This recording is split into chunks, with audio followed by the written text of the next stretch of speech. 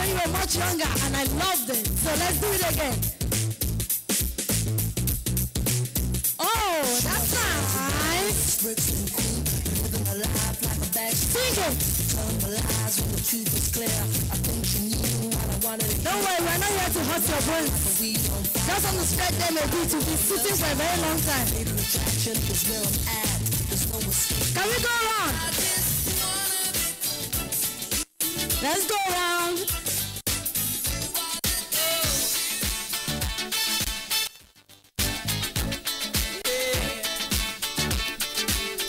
Your right leg.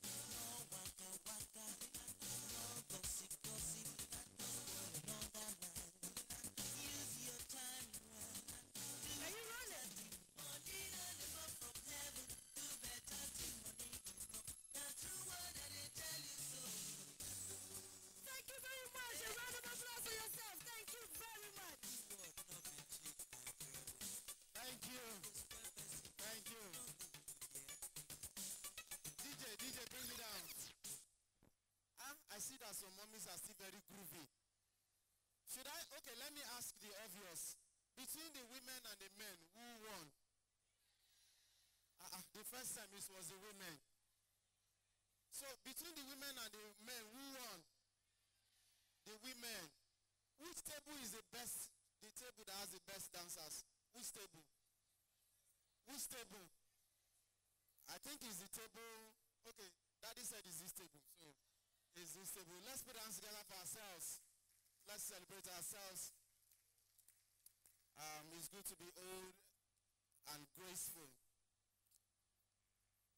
So quickly, we would like to move on so that we can save some of our time. And right now, we'll move on to the keynote address. I'm sure that our keynote speaker is ready. And then quickly take that.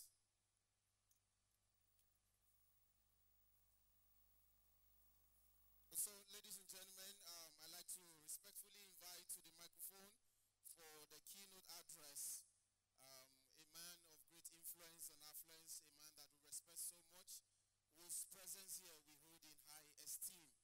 Please, let's put our hands together as we celebrate and welcome to the podium Dr. Femi Olubile. Let's celebrate him. Let's put our hands together for him. Let's celebrate him. This way, sir. Keep clapping. mommies and daddies. Please sit down. Thank you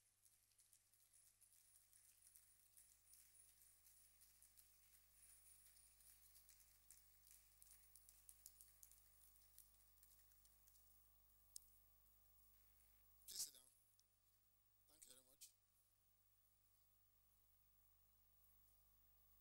Distinguished ladies and gentlemen, all protocols duly observed. I want to crave your indulgence, your indulgence to stand on the protocols as they've been established. And I want to start by saying how delighted I am to be here. For a number of years now, among other things, I've been associated with efforts to plug what I perceived as a number of yawning gaps in our health and social care system in our great country. And one of the greatest of those huge gaps, one of the most daunting and one of the most obvious and one of the most dangerous of those huge gaps is the area that pertains to the care, not just the care, to the provision of care and services for an ever-increasing population of older citizens. The reality is that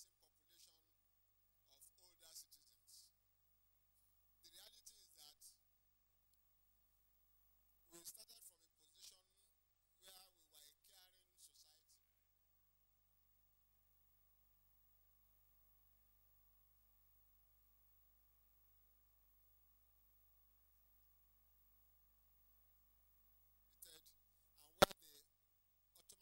from a position where we were a caring society. And where they automatically assumed headship in the community to a so-called modernity where age became a hindrance and a nuisance and something not to be celebrated but to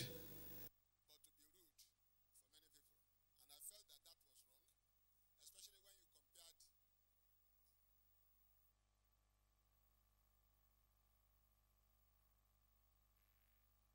I would like to start by clearing up the technicalities before we proceed with this important discussion. An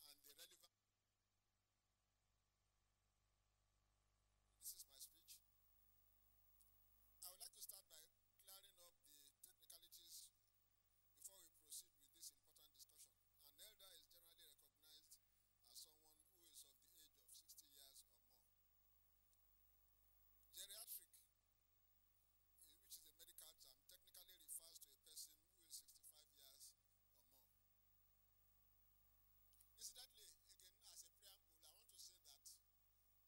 challenge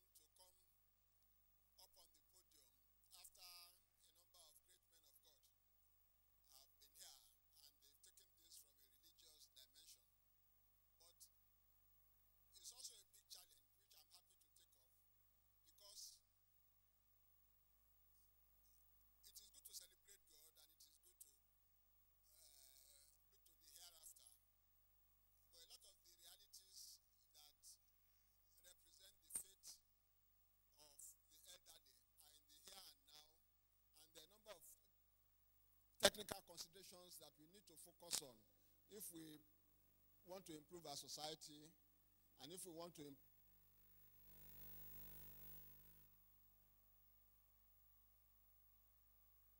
that is going to be continuing to expand every day as they've been for the past few years. Geriatric technically refers to a person who is 65 years or more. There's a term called population aging, which refers to a combination of declining fertility and increasing life expectancy, leading to an increase in the median age of society. And this is something that, for instance, I'm sure Mora will be familiar with, a pattern that in a place like Japan, the worry is not now how to care for the elderly, but how to keep people, how to actually get people to start having enough children. Because in reality, the population of the elderly is increasing.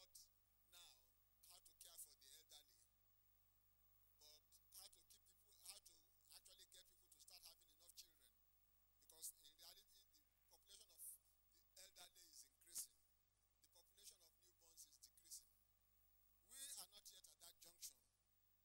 but our situation is actually every bit as dire. In fact, it's even worse than theirs. As I've said, life expectancy all over the world, including even here, despite the challenges we have in the medical system, life expectancy is increasing.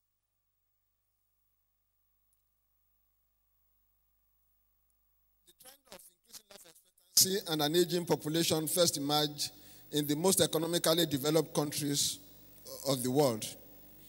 But lately, it has become universal and is being observed in the so-called less economically developed nations of Africa and the Middle East, to which we belong. The aged population all across the world is currently the highest population in human history. That is, there are more old people in the world now than there has ever been in the history of the world. It's been calculated that the combined senior and geriatric population will reach 2.1 billion by the year 2050. That is, in another, 23 years, there will be 2.1 billion people who will be 60 years and above. Our continent, by and large, is a continent of relative deprivation. That is Africa, with a few relatively bright spots, such as certain parts of South Africa, as far as provision of care for the elderly is concerned. In Yoruba land, as in much of Nigeria, the traditional value system gave a prominent place to the elderly in the community and looked up to them for authority and advice. They were the heads of the extended family, and the younger people, no matter how accomplished they become, no matter how rich they became, always sought to act within the limits of approval set by the older members of the family. With the advent of modernization, the social and family structures have changed in most African societies over the past 50 years.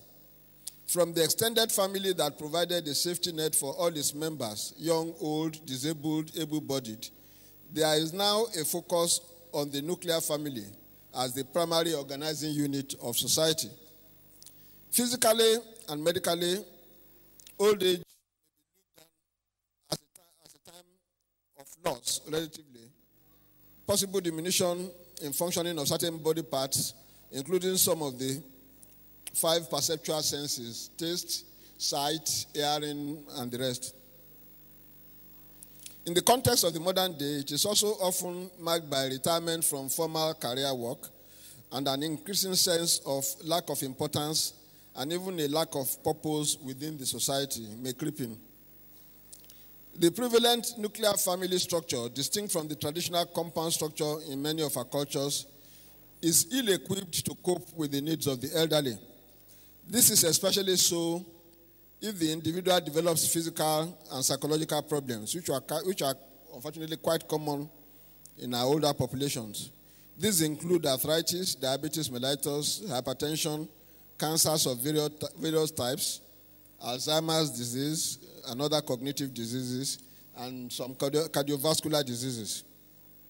In the more developed parts of the world, society has made and continues to make provision for the needs of the aging population in the form of a social care network, including trained domestic carers, public and private homes for the elderly, specialist geriatric clinics and hospitals, and personnel resources in age-related specializations, such as geriatrics and psychogeriatrics.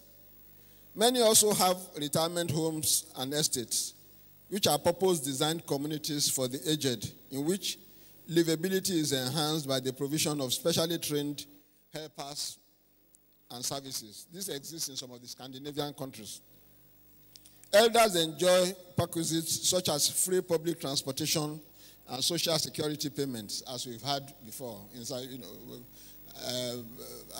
I think it was mentioned earlier that the elderly even in South Africa here, are automatically entitled to certain payments on a monthly basis by virtue of being old. The condition in most of Africa is very gloomy by comparison with the picture painted above. Until recently, there was virtually no specialized clinic and there were no personnel to deal with the needs of the elderly in our country, Nigeria. There is no social security in most African countries. There are virtually no well thought through and sustainable special privileges pertaining to old age. medical treatment in most African countries, including Nigeria, is generally not free. Home care in most African countries, especially in Nigeria, is not well developed. Where available, it has to be funded out of pocket. Except in places like South Africa, there are no special provisions for medical and social care or packages put in place to enhance the quality of life of the elderly. There are few structured activities organized for their benefit. Maybe when on the World Elders Day, people remember the elderly with the flourish and they make a lot of noise, and then that's the end of it till next year. The free bus passes and communal day activities that are bound for the elderly in European countries are glaring by their absence here. Although geriatric clinics are now emerging in such places as Lasuf and UCH in Ibadan, there is no single dedicated geriatric hospital in the whole of Nigeria. And yet, in the past, Africa was viewed by mental health professionals and researchers as a society where the extended family provided an inbuilt care network for everybody, including the elderly and the mentally ill. This conferred an advantage over the more individual lifestyles of the Western world. This advantage was evidenced by what seemed then to be a quicker recovery and an apparent better long-term outcome for people who suffer from a major mental illness such as schizophrenia, by comparison with people suffering from the same illness in Europe and America. What I'm saying is that in the past, our extended family system actually seemed to confer a certain social advantage on our society over people in Europe.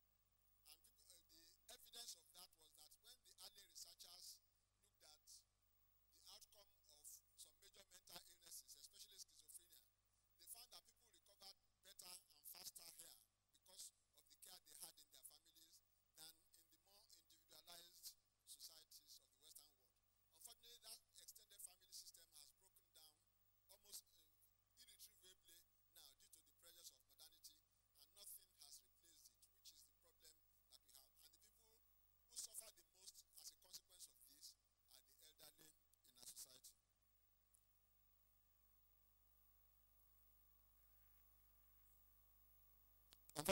So to carry on, unfortunately, these observations are of questionable validity in the present day. The family unit has been torn asunder by the demands of so-called modernity, and one of the major casualties is the elderly person in our midst. The task ahead, I would like to round off by talking about the task ahead, which is the focus of the discussions of the next couple of days. Caring for the elderly can be a very difficult task, especially when they have mobility and cognitive impairments.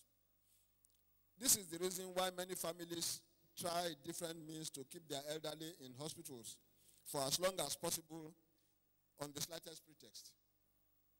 One of the most alarming observations I had when I had the challenge of being the medical director of a busy teaching hospital some time ago was that I found that a number of well-to-do people, including some of my friends, when their aged fathers or mothers suffered physical illness, maybe Papa fell down in the bath, which is a common thing at home, and broke his leg or something, or Mama fell down and broke her arm, they will bring the person to hospital. Yeah, we will admit and treat. It will take a bit longer than it would in a younger person for the broken bone to heal, but it will heal eventually.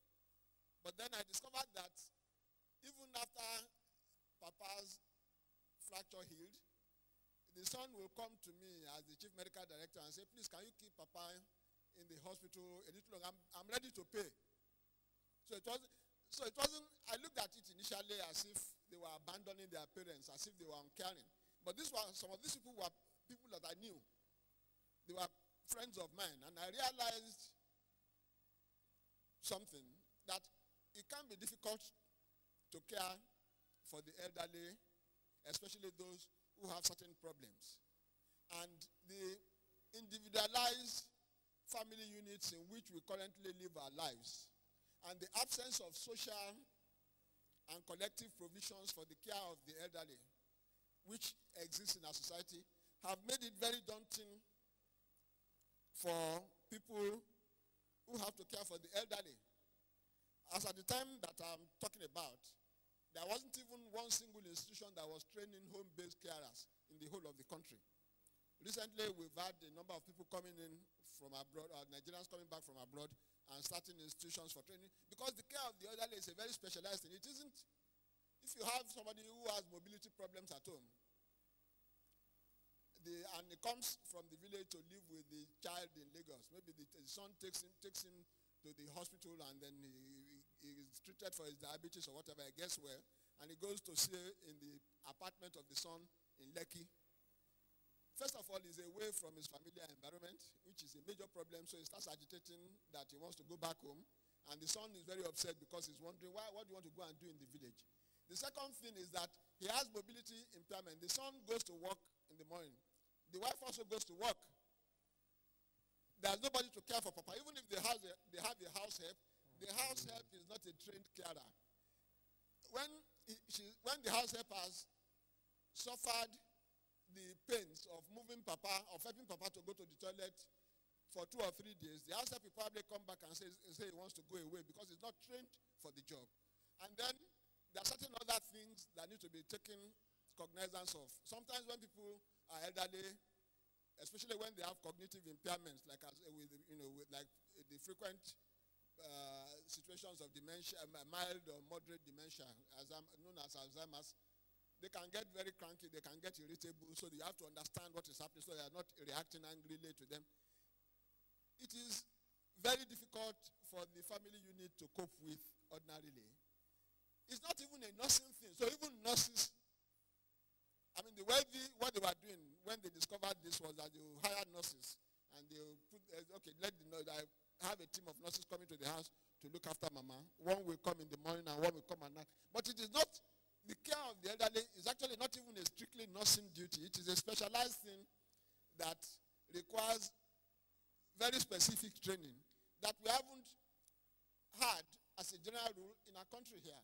So it's a service that we have failed to create and to deploy. And now the need and the problem, they are staring us in the face, which is why I find a gathering like this very, very useful, because this is something that needs to be brought into focus. It should be part of a coherent policy to look at what are the services that are required, what are the things we require to do to be a humane society, knowing that a certain percentage, a significant, maybe 10, 25, and ever increasing percentage of our population are going to be in this age category. What are the things we need to deploy in order to make them have a livable and enjoyable existence? We need to start focusing on that. All of those things are the things that go into forming a coherent policy. And there's room for when you have good thinking that puts on the ground a good policy, you will find that there is room for participation both for government and for private organizations. So it isn't strictly just a government thing, but the thinking has to be carried forward and supported by government. So caring for the elderly can be a difficult task, especially when they have mobility or cognitive impairments. This is the reason why many families try different means to keep the elderly in hospitals and other places. The ideal situation is to begin to anticipate the health and social needs of the elderly and to lay down structures for them. These include facilitated access to existing health facilities, free or subsidized access to public transportation, provision of neighborhood centers for supervised community activities for the elderly, the training and deployment of carers who are skilled in the home care of the elderly, and creation of public and private sector homes for the elderly, which can serve as centers of day, medical and social activities, as well as custodial care where this is necessary. A general attitude of care, concern, and love needs to be fostered towards the elderly in society at large, starting in the school system. That is, even the children need to be taught to recognize the importance of the increasing population of the elderly and to have the appropriate attitude to them. Respect for elders needs to be cultivated afresh and reintegrated into the value system that is taught to everyone in society from the earliest childhood. This is by no means an exhaustive list of to-do items. Most importantly, workshops and seminars such as the current one need to be organized to stimulate discussion and generate public awareness and professional inputs that will shape the future of how our society deals with the ever-increasing burden of an aging population. I thank you. Thank you. Please, let's put down. Thank you, sir. Please, let's put hands together one more time. Let's celebrate him. Thank you so much, sir. That was quite insightful. Okay, as we move on, let me quickly say this. For those of us who do not know, this conference is streaming live. So wherever we have friends watching, they are watching us live from around the world. So you like to put your hands together for our internet audience that are watching on their laptops, on their phones.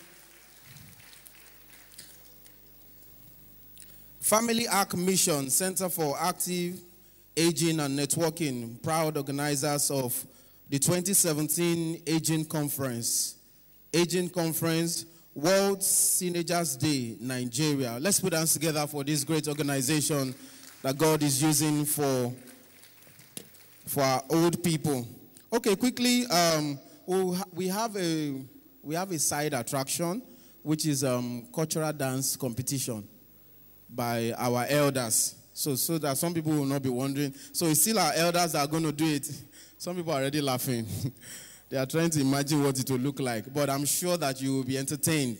And so we like the cultural people to get ready. Agency for the aged, we need to get ready. Comfort elders, I heard they were the one who won last year. Let's celebrate them. Let's put our hands together for them. We'll find out if they'll be able to defend their title this year. And then Clam elders, those are the three people, set of group that will be competing for this year. Let's put our hands together for them. I'm sure, like I told you, we are going to be having fun. So quickly, while they are getting ready, we are going to be having the panel discussion. And the focus for this year is challenges of aging in Africa. You know, some of us are scared that the things that are happening to our parents and grandparents might catch up with us. So let's quickly tackle these challenges so that, you know, people like Doctor will grow old before me anyways. So let's quickly tackle these challenges before it gets to my turn, because it's inevitable. It's inevitable. I will grow. My hair now, right now, will soon turn gray because my father, Wole Soyinka, is, so let's quickly tackle these challenges. So I'll be inviting our panel of discussants to be coming up stage here, and then the moderator too. So in no particular order, I'd like to invite people that will be talking about this all-important subject. Ladies and gentlemen, please let's put our hands together for Archbishop Kehinde Stephen. Let's celebrate him. Let's put our hands together for him. He's one of our panelists that will be talking about the challenges of aging in Africa. Let's celebrate him one more. Let's celebrate him some more. Let's put our hands together for him. He's still very agile, full of strength. And then next, I'd like to invite Professor Adebimpe Aderomu. Let's put our hands together for Professor Adebimpe Aderomu. Let's put our hands together. Okay, that is coming. Let's clap some more for him. Let's clap some more. I think Daddy can take these stairs here. It's closer to.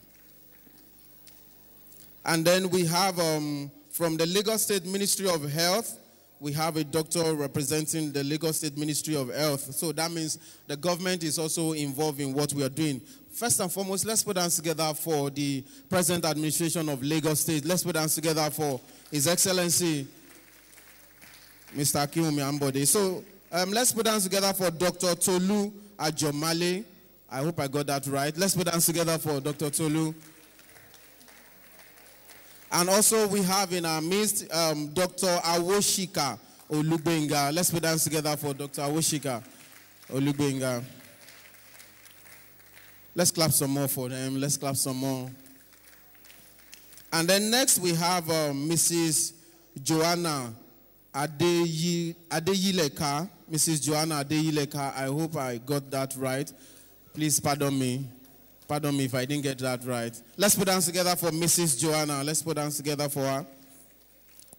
And then finally,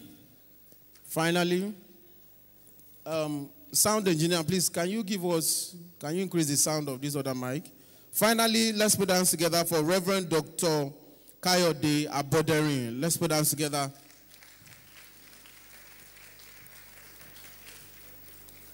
Okay, I think Daddy, if you don't mind, please, so that for the moderator.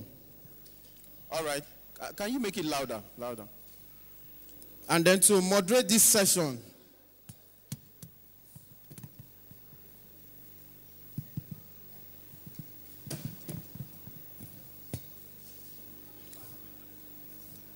okay, so to moderate this session, I'd like to invite Mrs. Aina Scott. Where is Mrs. Aina Scott? Let's put hands together for her. She comes up. I'm surprised. While I'm waiting for Mrs. Aina, I'm surprised that most of our fathers and grandfathers are using tablets. So you are internet savvy. Let's put hands together for this man.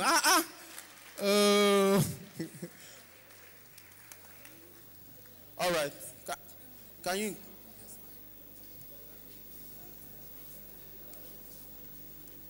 So they will get us another mic. I don't know how we'll switch with this one in the meantime. Okay.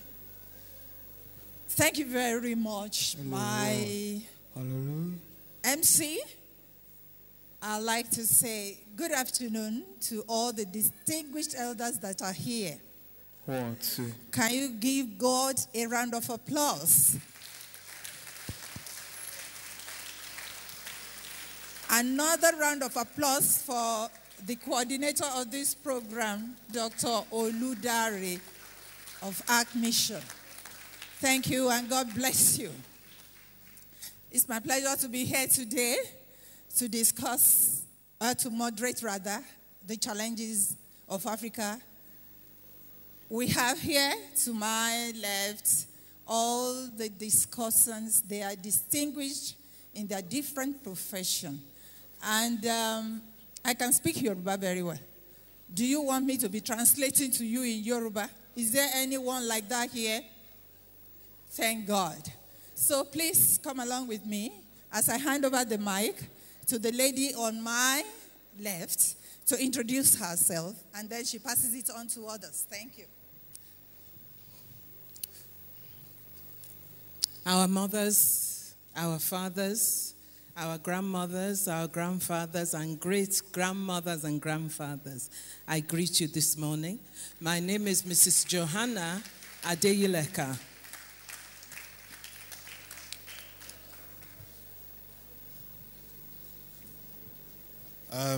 Also in that same regard, to our dear and precious fathers and our wonderful mothers, our fantastic grandmothers, and our dear and amiable and energetic grandfathers, and our amazing and outstanding great-grandmothers, and our loving and caring and supportive great-grandfathers. My name is Dr. Tolu Ajamali. I work with the Special Projects Unit of the Lagos State Ministry of Health.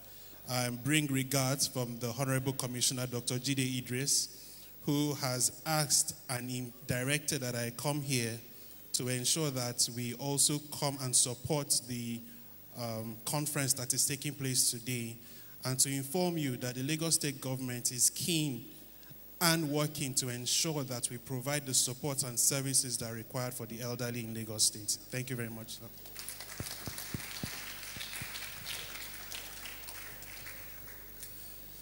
Good afternoon, daddies and mommies. I want to thank God for the organizers and the moderator. I'm Adibinkwe Aderomo. I'm a teacher at LAUTECH, Bomosho, a teacher in general surgery. Thank you.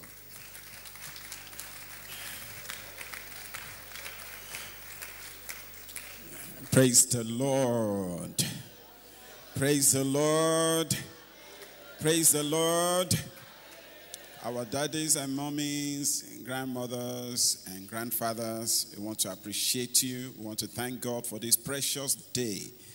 I wish we could have this day all the time. I want to thank God for Dr. Dare. I want to thank God for you. I want to thank God that this dream is coming alive. And we are going to see much more of this. It's been my heart desire right from the time the late Major Kusonya has been doing this work to see it succeed. And I thank God that Dr. Dare can carry it on. And I'm saying that more grace to you in Jesus Christ's name. I appreciate you all. I am Reverend David Kayode Aboderi, the General Overseer of Faith Family Bible Church. Thank you all.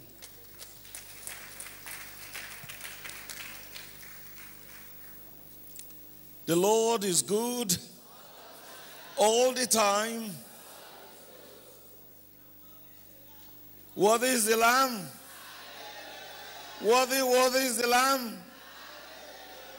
I'm so delighted to be here this afternoon and to be part of this wonderful program and looking at the challenges of caring for our elderly. I must confess that Dr. Mark Dario Okusonya actually was an eye-opener. You know, I remember them visiting me in my office in Ibadan and talking about this. And then it was the dawning. It's like blinkers off one's eyes, because sometimes you can be busy engaging other things. But then suddenly, it caught on me that the care of our elderly, it's a challenge that must be addressed by us all. And so, you cannot imagine how immensely grateful and thankful I am today to be part of this program. My name is Michael Kehinde Stephen, Archbishop, Methodist Church, Nigeria, for Ibadan. God bless you. Okay. Praise the Lord. I'm particularly very excited here for being part of this. You know, when my brother came and told me about this, I was excited. When doctor was defining the age bracket, and he said once you are 65, you become a geriatric. And I thought that I'm going to be 69. I don't think, because the name you call yourself is what you get. You know, because when you say geriatric, that thing looks strange. But that is what the medical people say it. So I am excited in a way that because my mother, this thing has been done in her memory. While we were talking, I realized that we worked together in military hospital Yaba.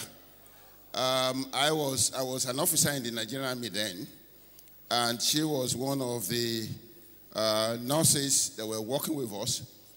These are people that are nurses, and I can tell you that because they have a passion for the job. She was such, you know, we call them Mama in spite of the fact that we were officers, but they were just wonderful. You know, so I am just grateful that this is being done in her memory. You see, it's a passion for the nursing job that took her to do what she did. And for that, and we are still remembering that job today. I'm a medical doctor. I'm the medical director of Medin Specialist Hospital, and by the grace of God, I'm also a pastor. So I call myself Pastor Dr. Olubayode Awoshika. God bless you. Thank you very much, all the discussants. And Dr. Awoshika mentioned something about being a teenager and being and a geriatric. Now we have somebody here on the panel Mrs. Adeyileka, who has something for teenagers. How about using the idea? Because teenagers is becoming very popular now, and I'm sure since not too many people agree with geriatrics, we probably all belong to the group teenagers. What do you think? Can you?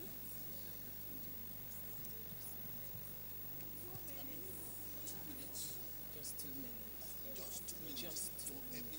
No, for everything I want to say. You have only 2 minutes. 2 minutes. Here. Oh, okay. Thank you very much for that. You'll notice that my own introduction was very short. It was intentional. I want to say, distinguished mothers and fathers, great grandmothers and grandfathers, I honor you and thank you for the privilege being present in your midst during the verging and historic Teenager Conference. We live in an era that one-time condemnable behaviors are now being celebrated. Did you know that never in the history of the younger generation did they need inspiring role models like yourselves, teenagers? Do you know that there would have been no future for us if not for you planning a future for us today? As teenagers, many of us followed right values. You left great values for us to follow. We were never prepared for it, but you prepared it for us. As teenagers, many of you followed the right values, which built great and lasting future for generations. You followed the footsteps in the past noble role models who amplified these values for us. As leading teenagers, you modeled many morals, values worthy of emulation. You invested in us, the younger generation, for a future strategic way to preserve our own future. Whether you belong to the younger or more older senior sector of the teenagers generation, what some of you did for us with regards to relationships made marriage a live reality show, which is why you see many of you are still together with your teenager and you've now become teenagers together. Let me finish with my mothers and fathers, and I pray that the rest of your days will be of good health, peace, and joy. And above all, there shall be no sorrow added to it. In 2 years, I will join you as a teenager. So I'm really looking forward to that. God bless you. Thank you.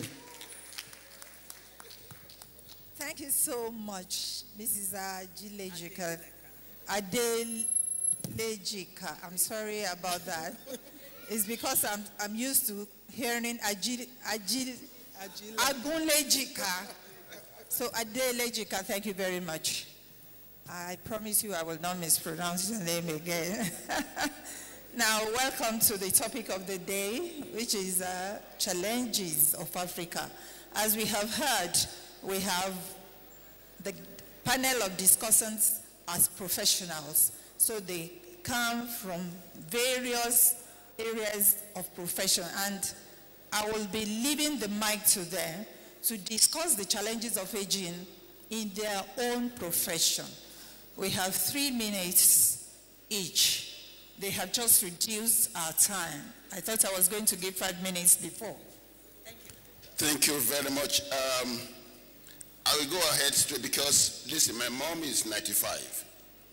She's going to be 96. So I'm not going to talk as a doctor. I'm going to talk as a son to a woman that is 95 years old. And she was a nurse for 33 years. Now, you know, I look at my mom.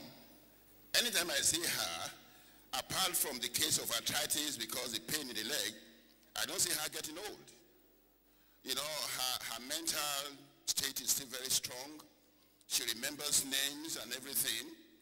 And let me tell you, anytime I visit home, my mom will still cook the soup that I eat. That is the truth. You know, because obviously she will not do anything. She wants to cook the soup. Even if she sits down there and see her care person doing it, but she wants to supervise it.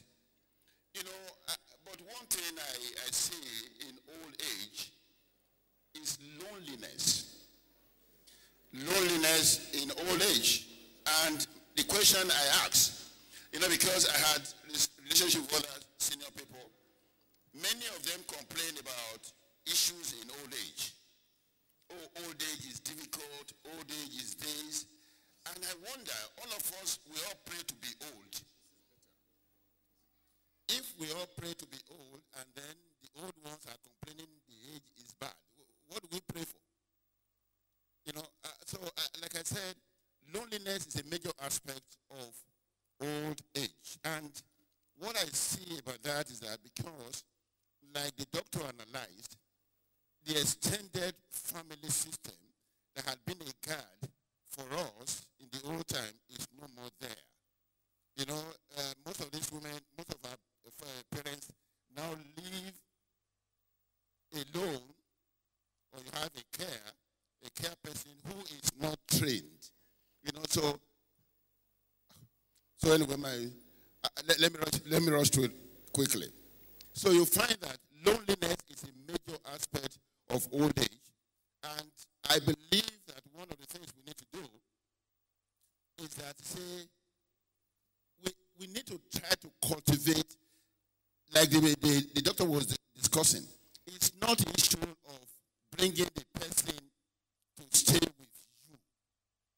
Most parents, when they come, it does not matter how comfortable they are in your house, they want to go back to the village.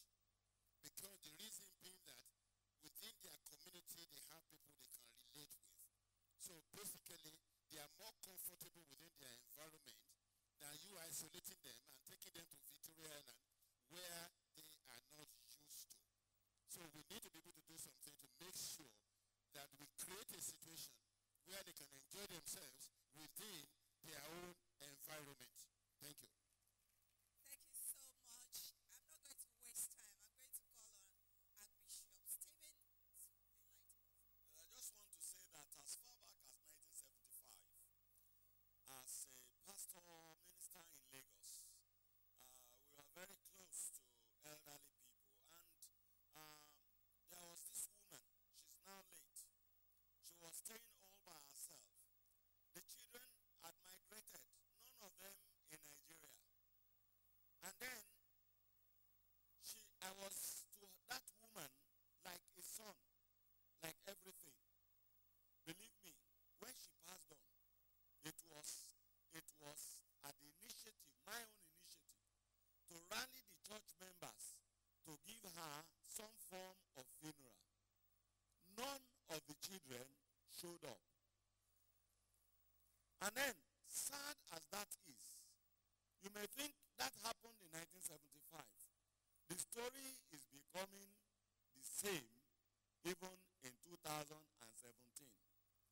Many of our children, because we are giving them the best education, not found in Nigeria, in France, in Australia, in United Kingdom, United States, they are disconnected from our own life, our own culture. But the parents are with us. That is a great challenge for us as institutions, like religious institutions like I belong to. I think that we are starting to experience that kind of gap. The old elderly people are lonely. People don't visit them. Even when you send them money from abroad, sometimes they are duped of the money. They do not know what to put the money into. Now, we have to take some action. And I start to feel that we have a lot more we can do as churches by way of response. We are still taking another round. Okay, so what I just want to, since you are taking another round, I want to say that the challenges before, for the elderly, is a real challenge. And I do hope that my short story, an encounter within our churches, will say that it is now that we must take action to address the challenges of our elderly. Thank you very much. In fact, the issue of migrated children is a big problem in Nigeria now. Can we have you, Dr. Okay. The challenge is so much that we don't have enough time to talk of, but in my own experience, I went to check an aged parent of a friend some years ago. And when I got to his house, here was a well-placed man, but no child to take care of him. He only had a dog who had to even lick his feces. It was so sad. The loneliness of the aged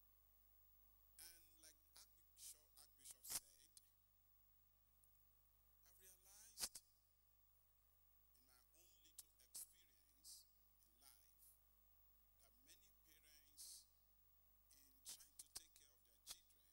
realized in my own little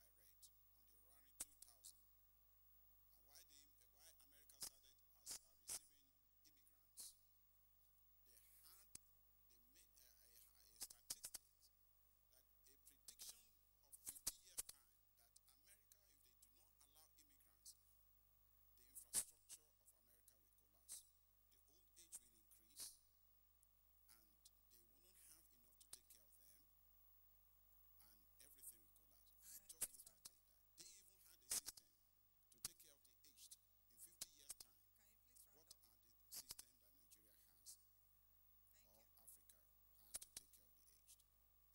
in trying to take care of their children, have somehow not prepared them for their old age. And as a pastor, I've seen it severally that many parents at old age don't have their children there. Most of them are abroad, and nobody to take care of them over here. It's a great challenge that many parents and grandparents need to start at. It might be too late now, but at least if there is something to be done. In my study, when we were moving towards the year 2000, there was a book I read on the roaring 2000 and why America started as receiving immigrants. They made a statistics that a prediction of 50 years time that America, if they do not allow immigrants, the infrastructure of America will collapse. The old age will increase, and they will not have enough to take care of them, and everything will collapse. I just looked at it that they even had a system to take care of the aged in 50 years' time. What are the systems that Nigeria has or Africa has to take care of the aged? Thank you very much. Thank you very much. Once again, good afternoon, all. The challenges of aging. Some of my speakers and even those that spoke in the morning mentioned some challenges. Loneliness is one of them. But when it is time, I'm going to emphasize on the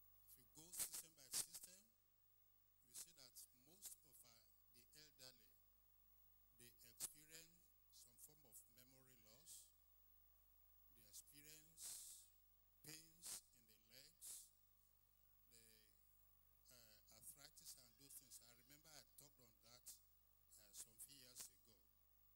But at the appropriate time, I think the ones that we don't emphasize is the aspect we call the going issues. In other words, why many of the elderly go to the toilet many times,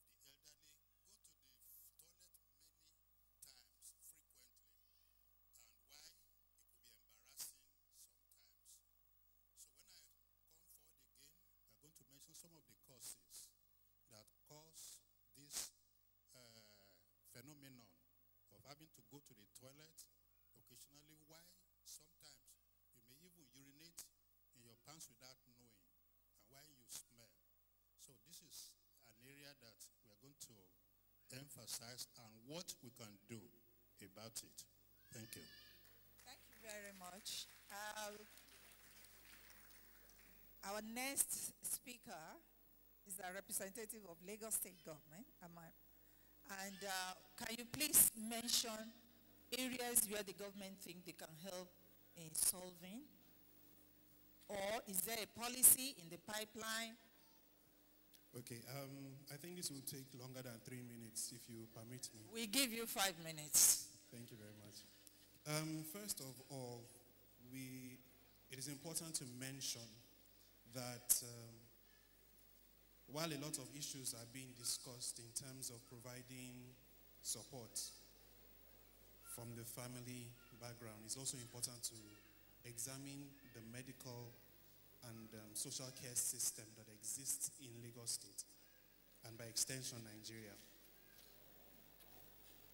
Currently, part of the issues that a lot of elderly people would face is, like had been mentioned by Dr. Olubile, the absence of specialists in geriatric care to provide specialized services for the older people. And unfortunately, it is not just geriatric care that there's a shortage of service. Human resource for health generally is an issue not just in Lagos but in Nigeria as a whole, because you have a system where you have one doctor that is, according to data, taking care of about 100,000 Nigerians. And imagine that this doctor is supposed to see different cases of people. So we have doctors that are seeing the elderly, doctors that are seeing children, that are seeing women, pregnant women, that are seeing people that have chronic diseases. In Nigeria now, we have a situation where at the moment, 67% of our population is still young people. Unfortunately, because we are providing better care services than we used to, we have a lot of people that are living longer now. Life expectancy in Nigeria used to be 43 years, but that has increased to 53 at the moment. However, we know that as we continue to develop as a country and we continue to put social systems in place, we know that the age of Nigerians will continue to increase. But we also understand that we also need to provide systems that will care for those people at that time, but even starting now. At the moment, because there is a shortage of healthcare personnel, and the system is making different plans and policies in place to be able to address these issues, we are beginning to identify newer techniques of providing care, not just for the elderly, but for all Nigerians. For example, one of the major issues that we have at the moment is that even when people are able to go to a hospital to access care, they are unable to pay for the care that they are going to get.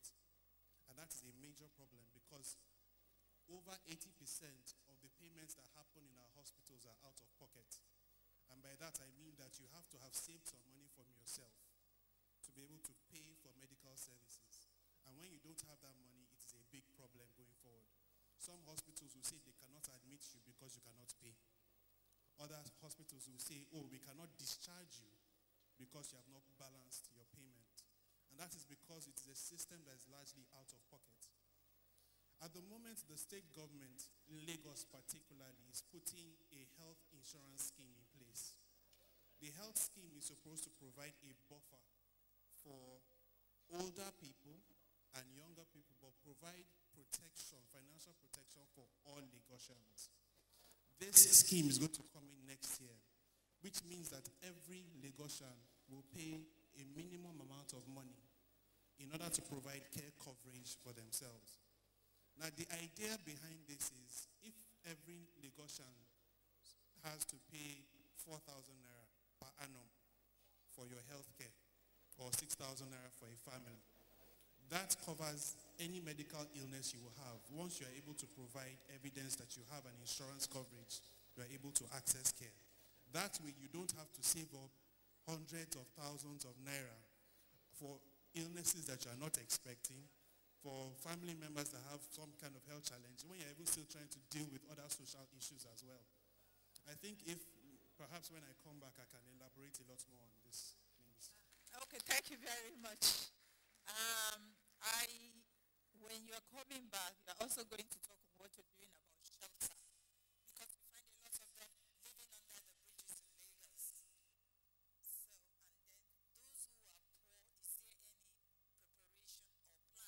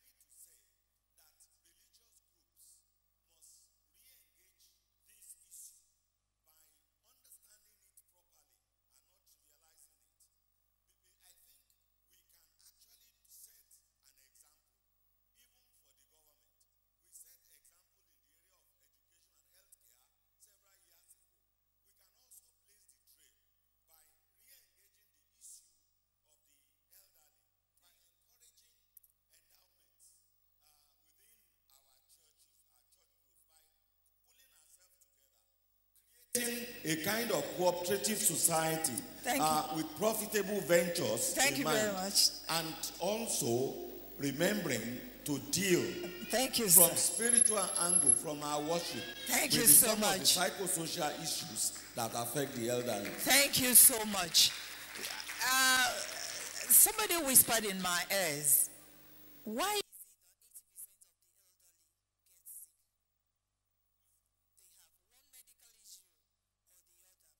it that 80% of the elderly get sick? They have one medical issue or the other. Please include that in your... They have one medical issue or the other. 80% of them. Well,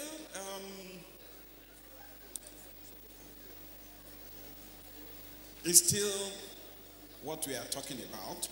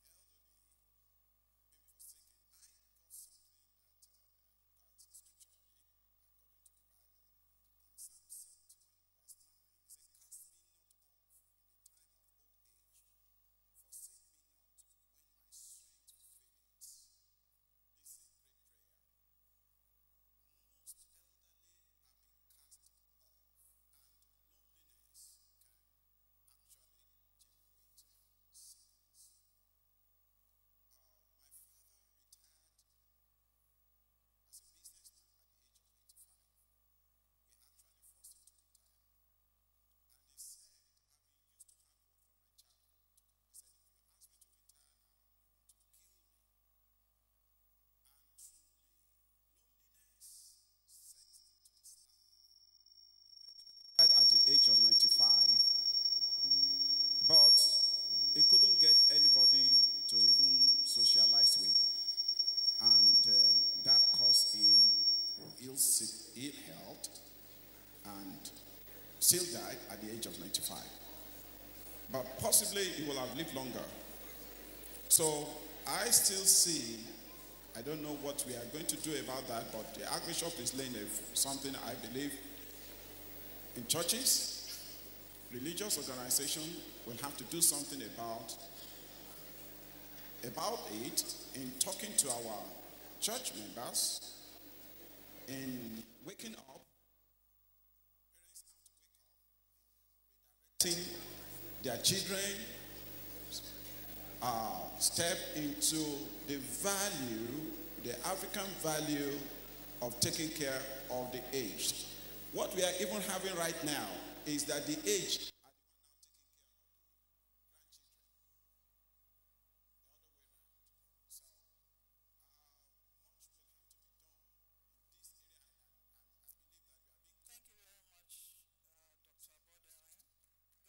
you. Our Professor Aderomo is going to highlight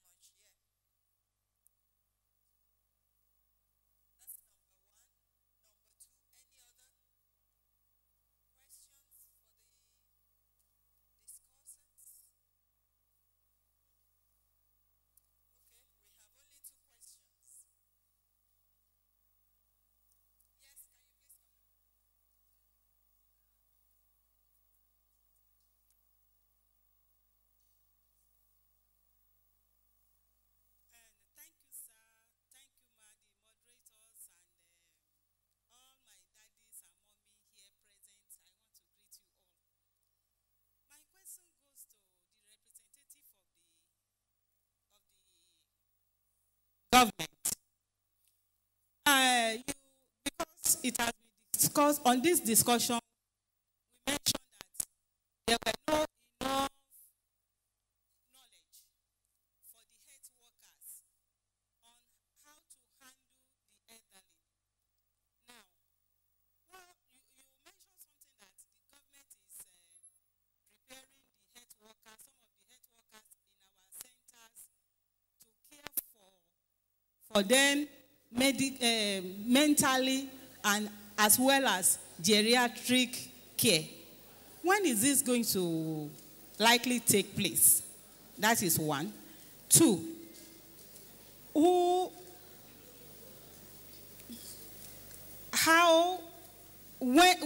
when soonest are you going to support the NGOs that are caring for the elderly presently, especially in Lagos State? Thank you.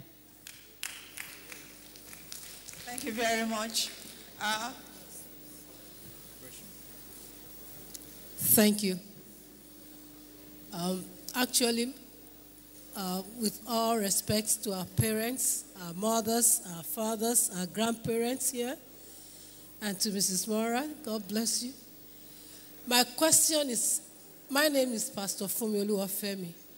I run an NGO. My question is directed at Mrs. Ajayileka. Now, you mentioned some issues at the beginning, and you were talking about the failures that a lot had at the beginning, the first few years that led, which I quite agree with you. Now, can you please enumerate how this can be helped? Because we still have so many of the young ones now tracking the same things our fathers did that led to loneliness. I'm working in the rural areas, and I know what we face. If the younger ones can be tutored or mentored, I believe some of these loneliness issues we're talking about today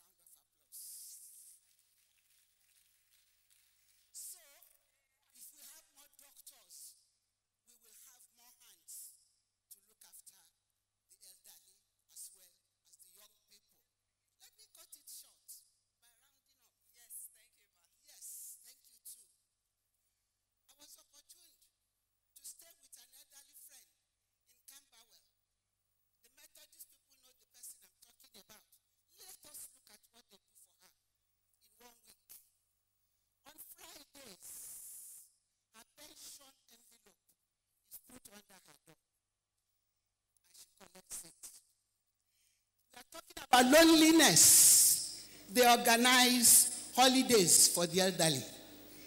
They organize tashi groups, which we only did here today. When we were doing exercises, everybody was happy. They organize lunch for elderly people, film shows, group outing, and things like that for them. Let us think of free health services. My daughter here, Mrs. Adeyileka, I thank you when you wanted to start, you knelt down.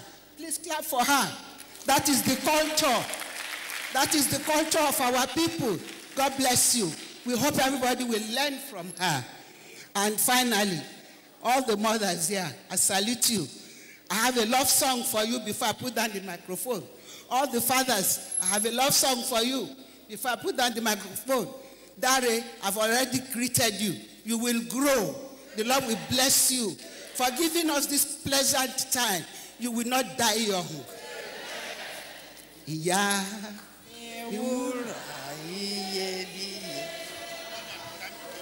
See, akole fowora, olóyún mi f'oṣù mẹ́sàn-án. Ó pọ́n mi f'ọdún mẹ́ta. Ìyá ni wúrà iyebíye. Thank you.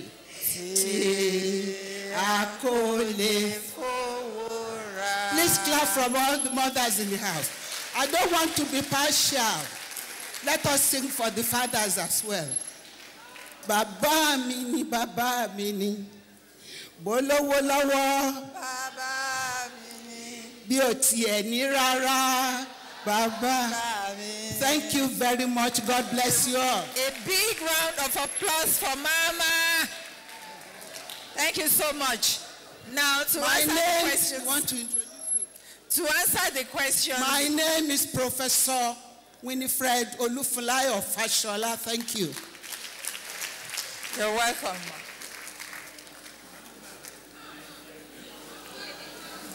Hello. I am not going to begin by talking about mummies and daddies or grandmas because I am already one. I'm a mommy, I'm a grandma. Hopefully I'll soon be a great grandma. So I stand to greet all of you and to address this impressive group. I am very, very highly impressed about what Dr. Oludare Okusanya has been able to achieve. He comes round to see us in our church from time to time. I have observed that most of what has been said here refers to NGOs. NGO this, NGO that. But churches do have elderly groups too. In the Anglican Church, we run elderly fellowships that assist the elders in the church. In my church, our Savior's Church, Anglican Communion, we have a very powerful elders fellowship. And this elders fellowship looks after the elders in our church. We have contribution from church members. Foundations have given us money, and we use this to look after our elders. So I just wanted to say something for the churches that do this kind of work, that this is not done only by the NGOs. Thank you very much. Thank you so much, Mama. God bless you. The floor is now open for our discussant to respond to the questions. Just a minute, please.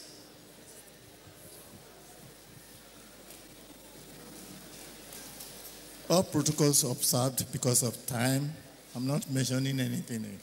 I just want to observe that all discussants, nobody talks about movement of the elderly. In Nigeria in particular, elders find it difficult to move around. I knew that in developed world, I have been to one, I realized I have pathways where people trek. In Lagos, that is where they are trying to do that.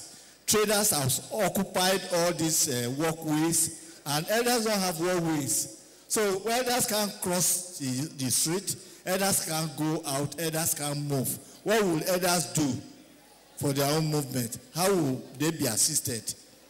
Thank you. Thank you very much. Yes, I hope we have had all the questions. Can we now have answers from the panel?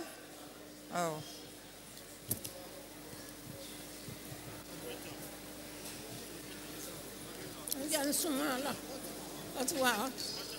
Good afternoon, everybody, particularly the grandparents, the great-grandmothers who have done a lot to their children. My question is directed to Doctor from Ministry of Health. You said there is shortage of doctors. I have 2 doctors, my relations, who applied for employment and they are not giving because of the salary. I don't know if this is true. And if it is true, what can you do about it? Because the salary is too much. They are not employed. A whole doctor, a girl who trained for 7 good years, and she qualified. 2 of them, my relations. Thank you. Thank you very much. Dr. Ajomale, I think you have more of the questions. Thank you.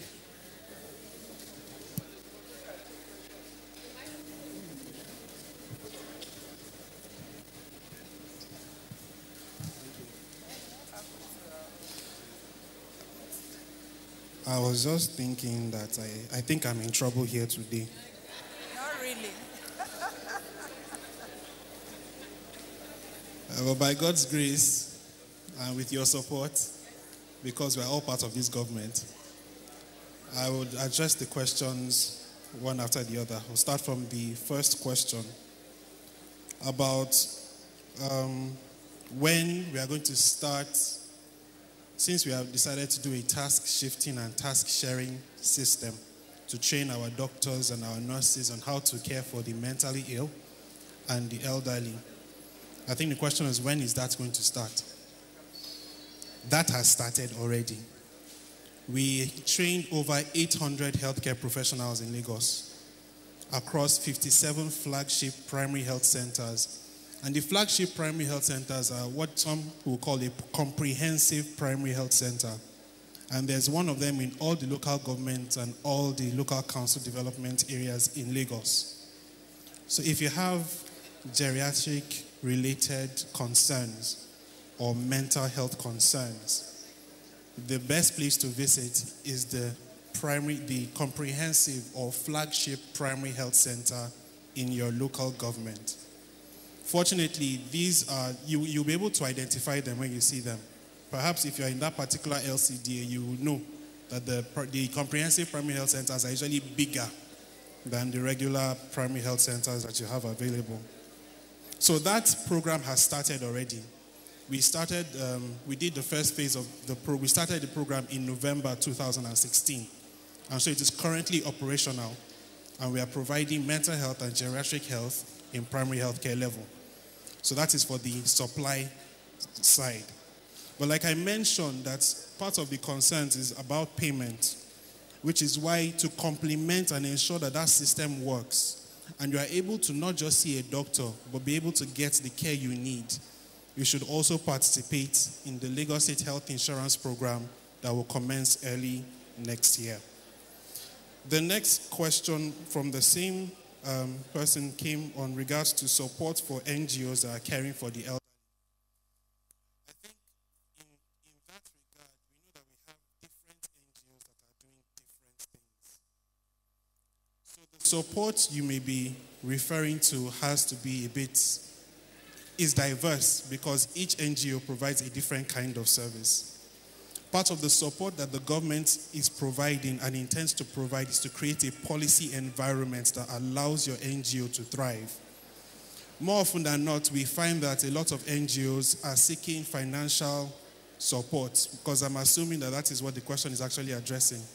Requesting financial support from the government to be able to carry out their activities. However,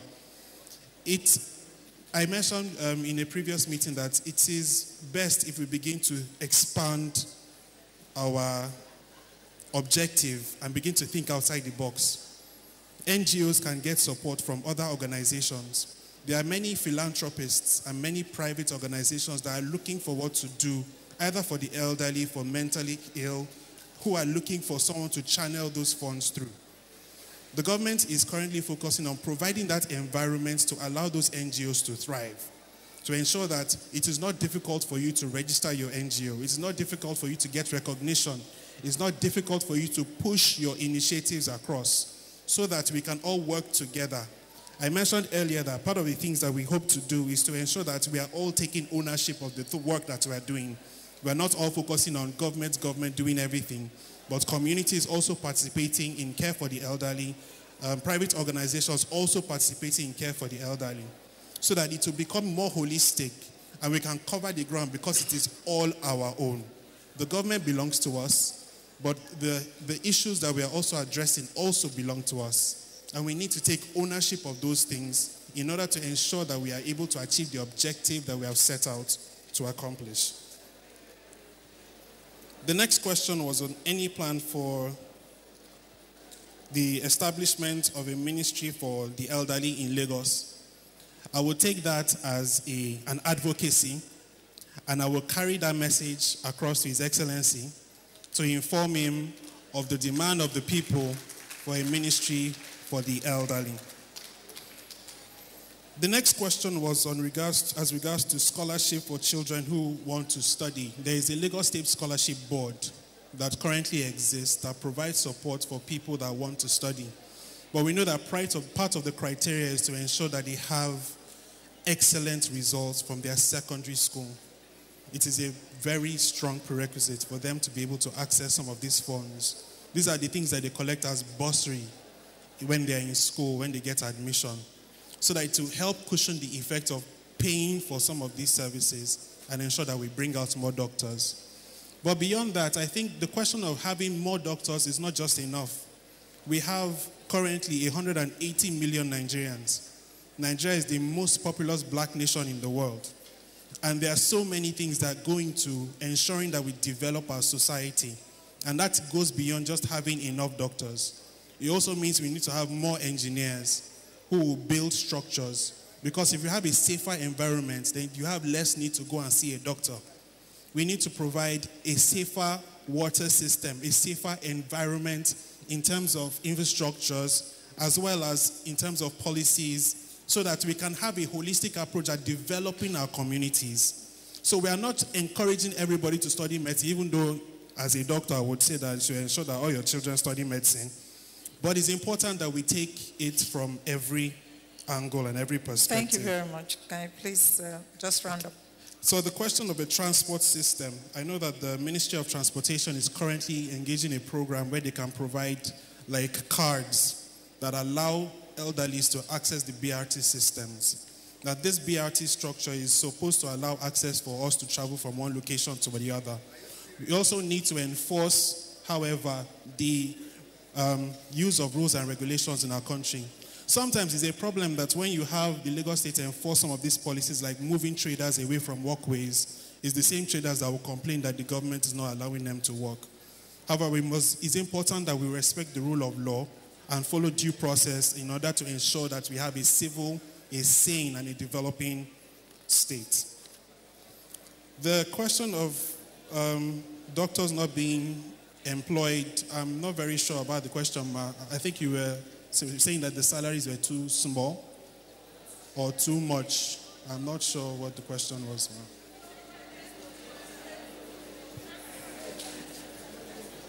Loudspeaker.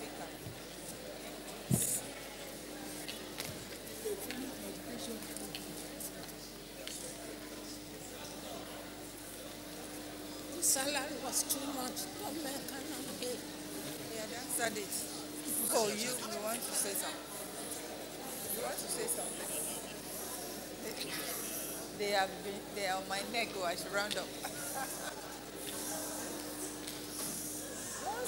I'm sorry, because of our time, I can't really take a lot of the other questions.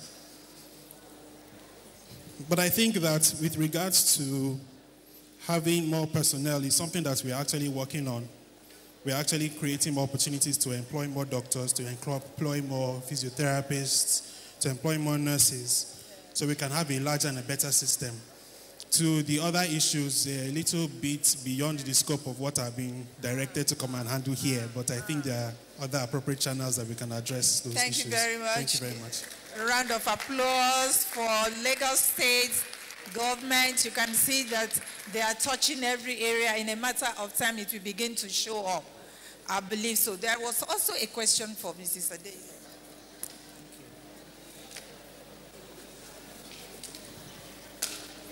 Please make it brief. Yes. In answer to the question that was asked, which was what can we do to prevent this second generation from making the same mistakes that were made by SEENAGER'S? In order to answer you correctly, I don't want to say something that I shouldn't say.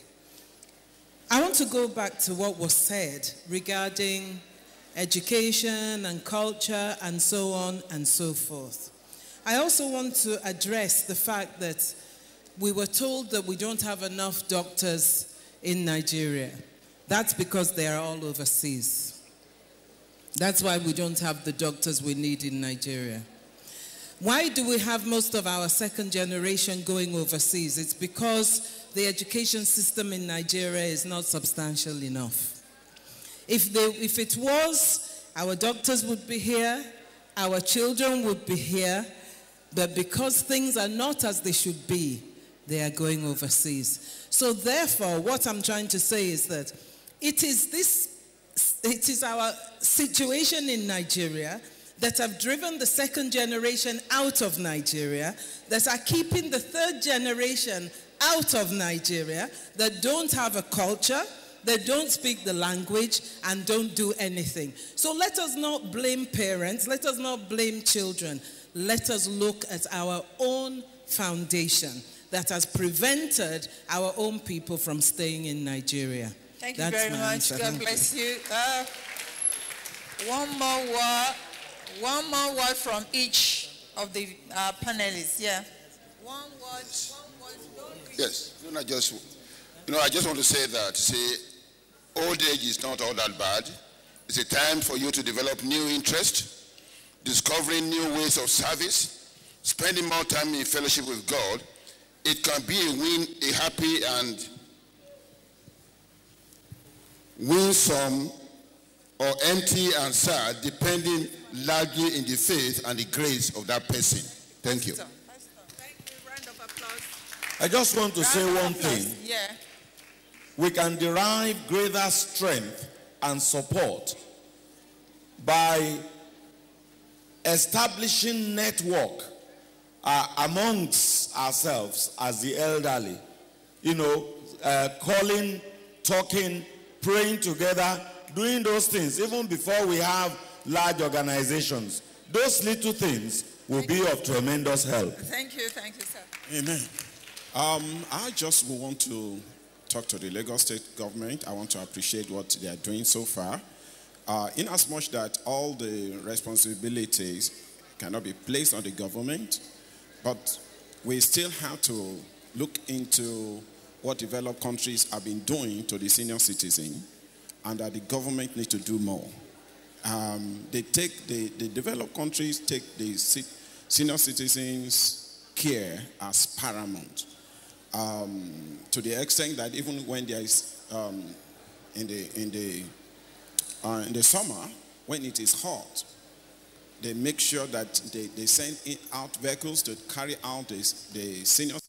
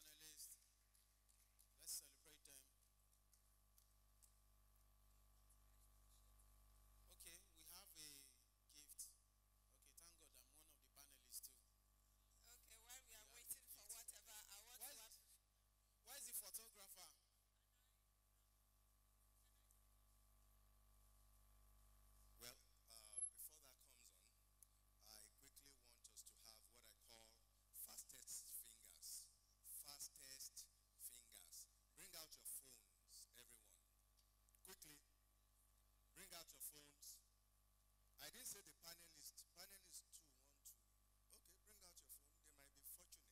Everybody bring out your phone, including the panelists. Quickly. Okay, now. Fastest fingers. Can you call on glow?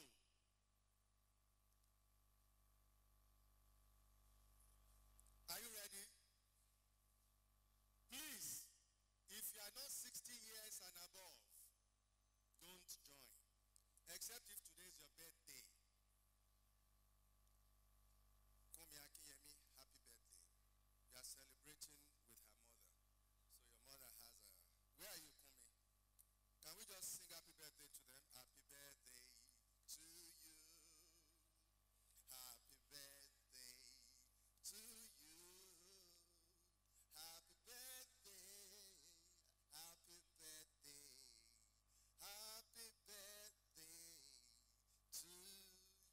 May the good Lord bless you. May the good Lord bless you. May the good Lord bless you today. May the good Lord bless you. I dey sing too now, small. Okay, call. Quickly, glow. 1, 2, go. 3 2 3 4 6 8 8 1 0 4 9 8 8 1 1. Am I too slow? Got it. Again, for the last time. 1 to go. 3 2 Glow. 3 4 6 8 8 1 0 4 9 8 8 1 and then 1. Who got it? You got. Give her a round of applause. Let's put our hands together. All right. MTN. MTN. MTN. 1 2 go. 06 94 87 57 21 50 46 25. Who got it? Come on. You got it. Oh, wow. She got it. 2 people. No. 4 people. No, it won't be like that. How much do you have, mommy? Mommy is not sure. How much do you have, mommy? How much? Okay, network problem. How much do you have, ma? Okay, I should call it again. MTN 06 94 87 57 21 50 46 25. As you are loading it now, that's when your grandson will just go and call you. Who got it? Who has it? You have it. How much? My brother. They said 60 years and above. The birthday boy got it. Let's put hands together for the birthday boy. So we have given you your birthday gift.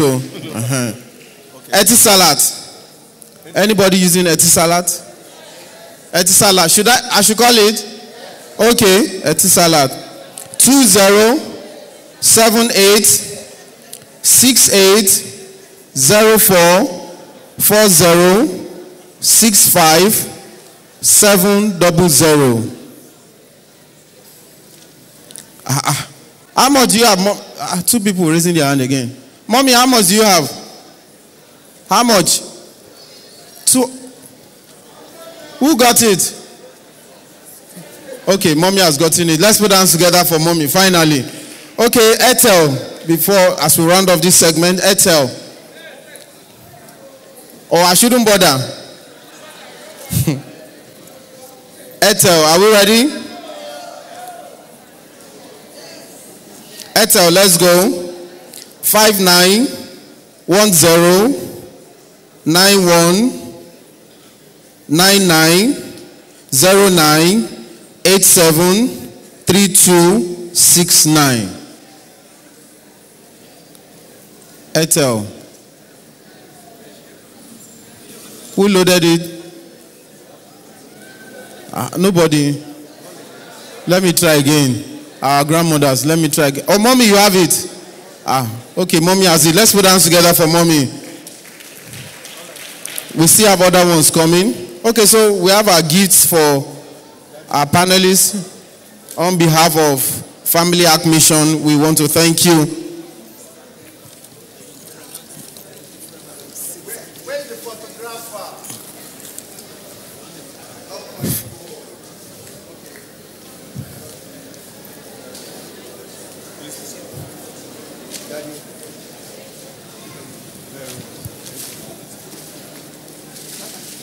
Are we ready? You've done it.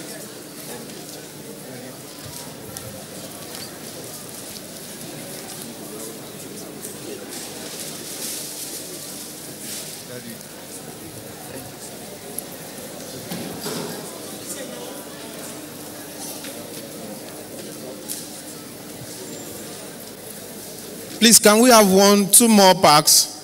Can we have 2 more packs? We have the other part. Please, can we have 2 more? There are 2 people left. There are 2 people left. I shall know me. You need to share last one. Benny, sir. I didn't carry him. 2 more packs, please.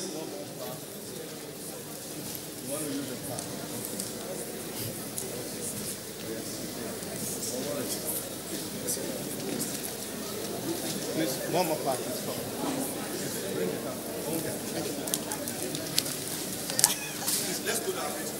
Please, let's put our hands together for them. Let's celebrate them. Let's celebrate them. Thank you very much. Doctor, you've not snapped with me. You've not snapped with me. Ẹ jọ̀ọ́ ṣàánú mi. Ẹ lè gbà padà ọ̀bọ̀ tẹ́ jẹ́ n fi ya photo náà. Ẹ ṣeun sir. All right, ladies and gentlemen. Go straight to The cultural group, are we ready? Are we ready? Hey. Today. Please, can I get some ushers? Please, can you help me clear this place so that they can have space? I need some ushers. Please. So that we can clear this place for our grandmothers.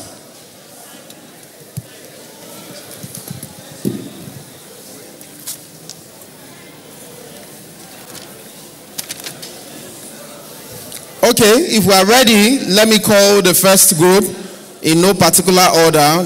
The way it has been written out for me. Agency for the Aged. Are we ready? Agency for the Aged. Let's put hands together for them. While they're coming out, Comfort Elders will be getting ready, followed by Clam Elders. So our first is Agency for the Aged.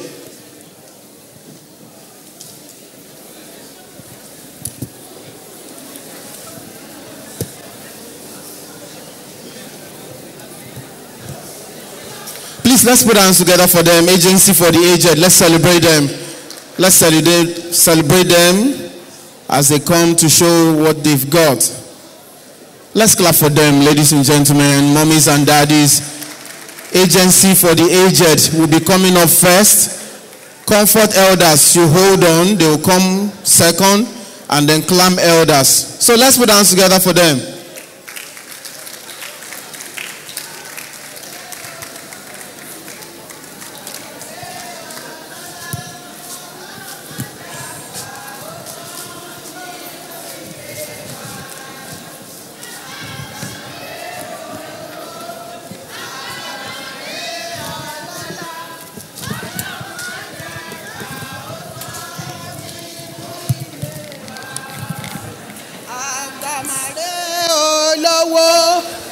Àgbàmàrè ọlọ́lá ọlọ́run má jàgbà ó tán lórílẹ̀ ilé wa.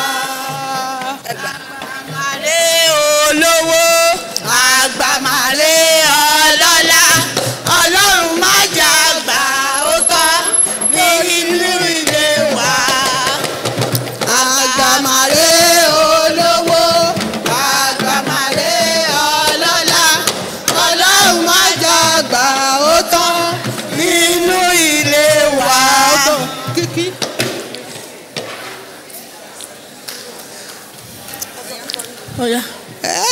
agency for the aged. Adé o, lọ́lá Olúwa. Agency for the aged. Adé o, lọ́lá Olúwa.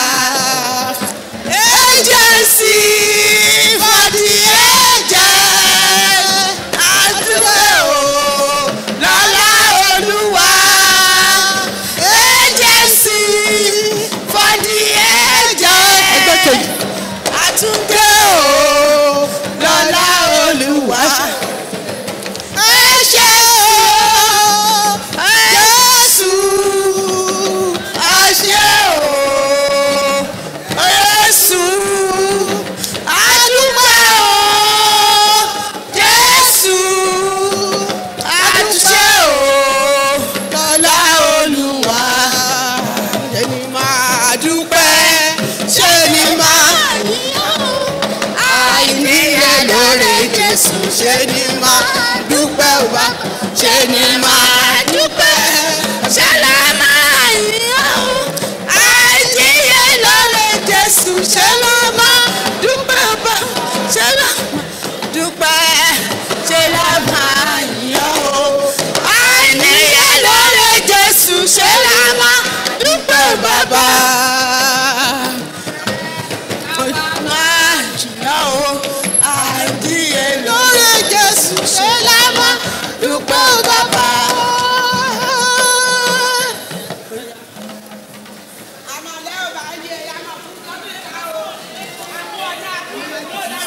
tiwáyé Oǹdó ẹbí ọmọ ńlá méjì ojúṣe yẹ láti Oǹdó mo ti wáyé o ọmọ ńlá méjì ojúṣe mo mú ohun ìbílẹ̀ mi dí ń dá alárayá dídéde wá dájó dájó dájó dájó. Ọjọ́ òye mi. Mi ò dé wá láéláé òde wá o dáadáa jàgùndà àwa lólòdè òde wá láéláé òde wá o dáadáa jàgùndà àwa lólòdè òde wá láéláé òde wá o akímogun dáadáa jàgùndà àwa lólòdè. Mi yé sí èsì o èso nùyà lẹ́gbẹ́ àwa o èsì o èso nùyà lẹ́gbẹ́ àwa o èsì o èso lòṣì lẹ́gbẹ́ àwa o. Èsì o èso lòyà lẹ́gbẹ́ wa o. Ní mọ̀ bọ́lá mọ̀ bá nà ó ẹ̀kí mogun mọ̀ bá bà mí mọ̀ bá yé mi o. Mọ̀ bọ́lá mọ̀ bá nà ó ẹ̀kí mogun mọ̀ bá bà mí mọ̀ bá yé mi o. Bí ọlá o àdòdó hùn sí ṣé ti omi inú àwa ìfúnṣe sábẹ́sán ọlẹ́mà tí bọ̀kàn wáyé o. Bí ọlá o àdòdó hùn sí ṣé ti omi inú àwa ìfúnṣe sábẹ́sán ọlẹ́mà tí bọ̀kàn wáyé. Oya oya bí ọlá o àdòdó hùn sí ṣé ti omi ìlú àwa ìfòsè sábẹ́sán ọlẹ́mà tí bọ̀kàn wáyé o. Bí ọlá o àdòdó hùn sí ṣé ti omi ìlú àwa ìfòsè sóńdó ọlẹ́mà tí bọ̀kàn wáyé o. Òun ayé hùdé gbánẹ̀nú yìí bá gbàgbé o. Ladies and gentlemen, Ogbuefi James Okwago is my name, from Kwale in Delta State. Now we have a cultural dance in my place. That is Okwata. Here it goes. Okwata. ukwatero, ukwatero, oye yo yo, ukwatero, ukwatero, ukwatero, oye yo yo, ukwatero, ukwatero, ukwatero, oye yo yo, ukwatero, ukwatero, ukwatero, oye yo yo, ukwatero. Eburuma oyoyo, oyo eburuma oyoyo, oyo eburuma oyoyo, oyo eburuma oyoyo, oyo eburuma oyoyo, oyo eburuma oyoyo, oyo eburuma oyoyo, oyo eburuma oyoyo, oyo eburuma oyoyo, oyo eburuma oyoyo, oyoyo. Chineke na dewo. Onye kelu wa mewo si mela o. Soye kelu wa dewo si mela. Chineke na mo dewo.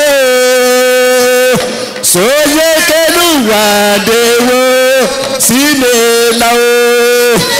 Na dewo. Oye kelu wa dewo. Chineke na mo onye kele wa Jehovah Rapha Jehovah Elohim Chineke na mo oh Chineke na Chineke na Jehovah Rapha Jehovah Elohim Chineke na mama Chineke na mama ekele Chineke na mama ekele Chineke na. Please let's put hands together for them.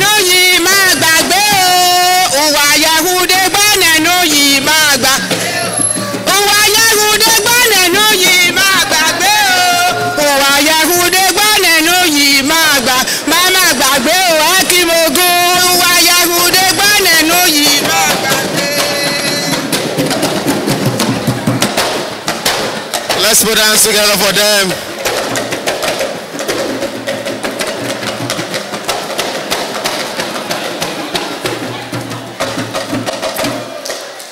Thank you. Thank you. Agency for the Aged has set the ball rolling. Please, one more time, let's put hands together for them for that wonderful performance. Okay, in the course of the event,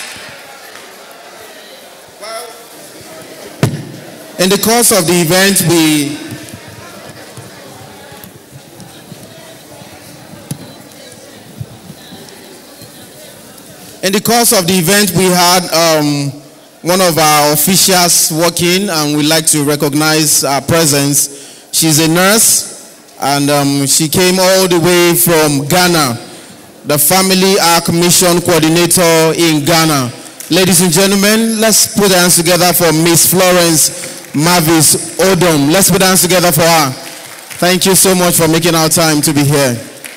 Okay, so next on our list, Comfort Elders. Are they ready? Comfort Elders, the winner for last year. Are we ready? Let's put hands together for Comfort Elders as they come to comfort us with their performance. Let's put hands together for them.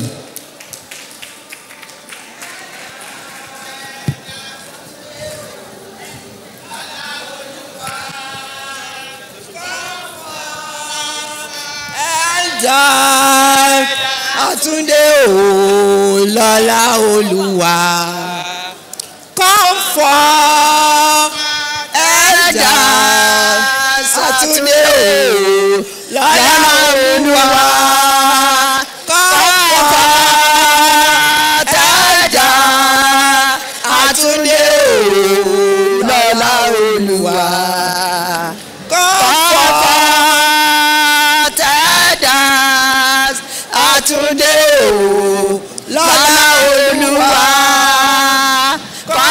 Comfort elders àtúndé o lọ́lá Olúwa. Thank you. Jesus. Thank you. Thank you. Jesus. Thank you. Thank you. Jesus.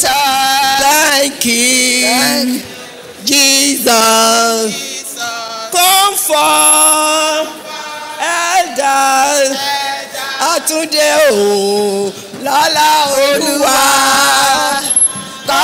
Comfort elders àtúndé o lọ́lá Olúwa. Thank you, Jesus. Thank you, Jesus. Thank you. Thank you. Jesus. Thank you. Thank you. Jesus.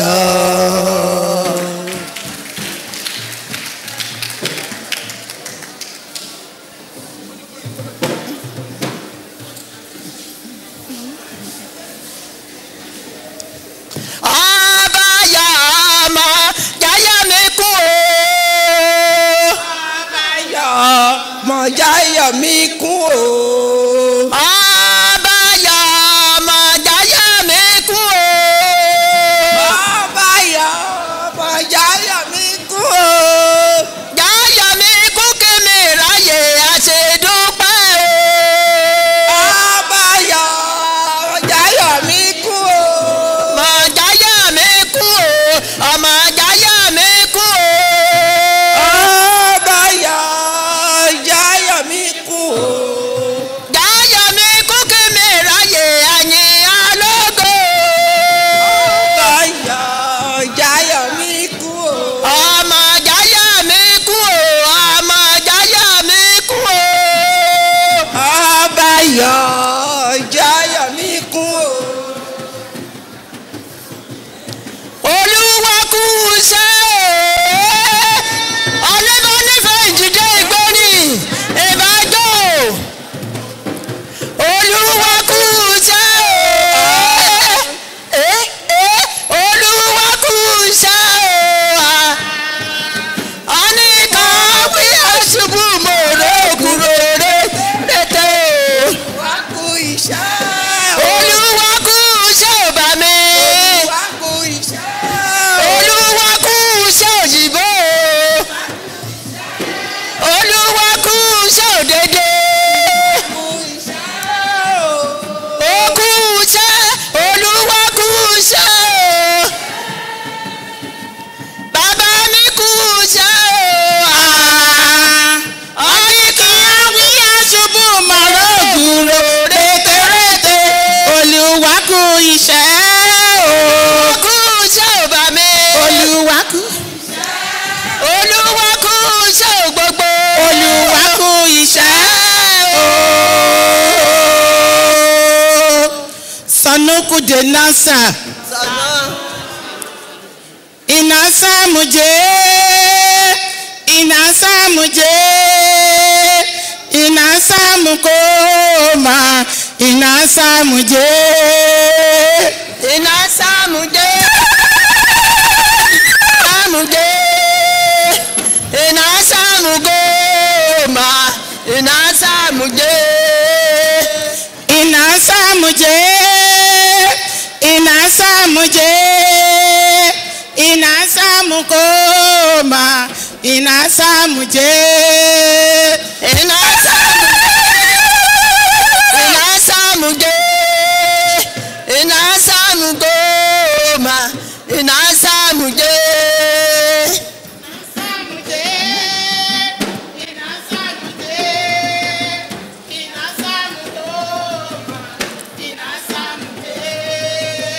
Inasa muje. Inasa muje.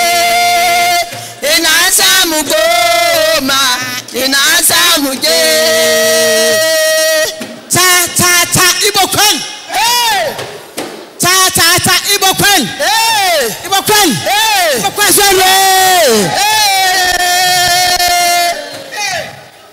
Ahumoye kwermo kwa mirmia.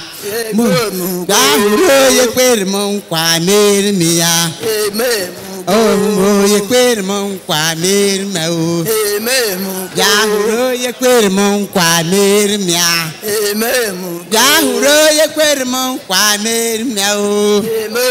Nasamo gata tabechi. Nasamo botoko kochitaji. Nasamo mopote buyi na bodiyo. Dahuro ye kwermo kwa mirmia. Dahuro ye kwermo kwa mirmia. Dahuro ye kwermo kwa mirmia. Dahuro ye kwermo kwa mirmia. Nasamo botoko kochitaji. Nasamo mopote buyi na bodiyo. Kamirmia. Bonko bonko bo. Jan jan jan jan jan. Go go go go go. Ki ki ki ki ki. Oh. Ki ki ki. Da ki. Ki.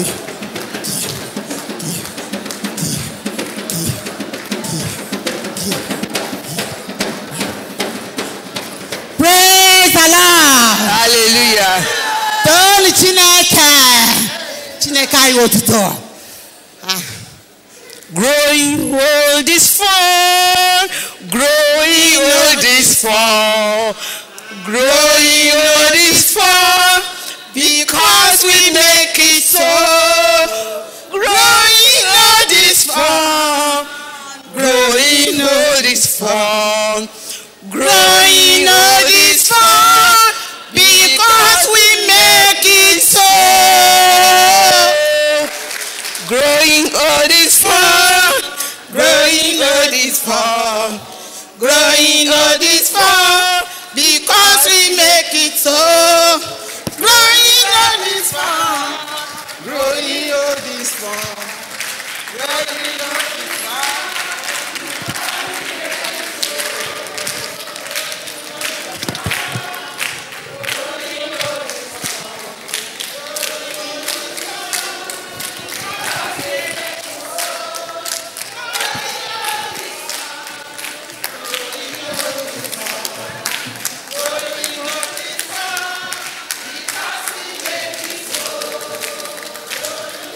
Growing old is fun. Growing old is fun.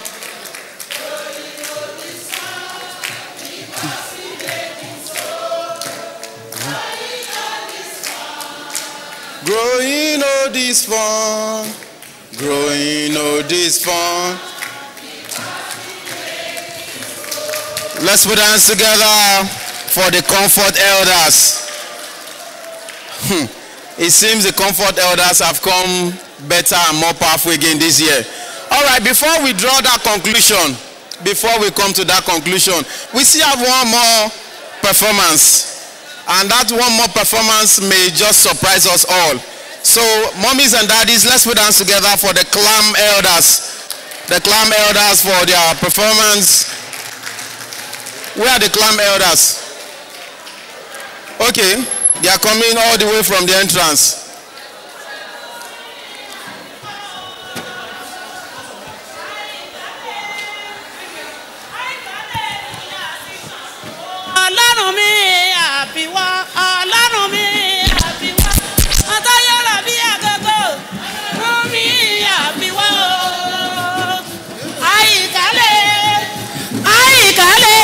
Sí Ṣàngó Ọlọ́run mi, hallelujah sí Ògún,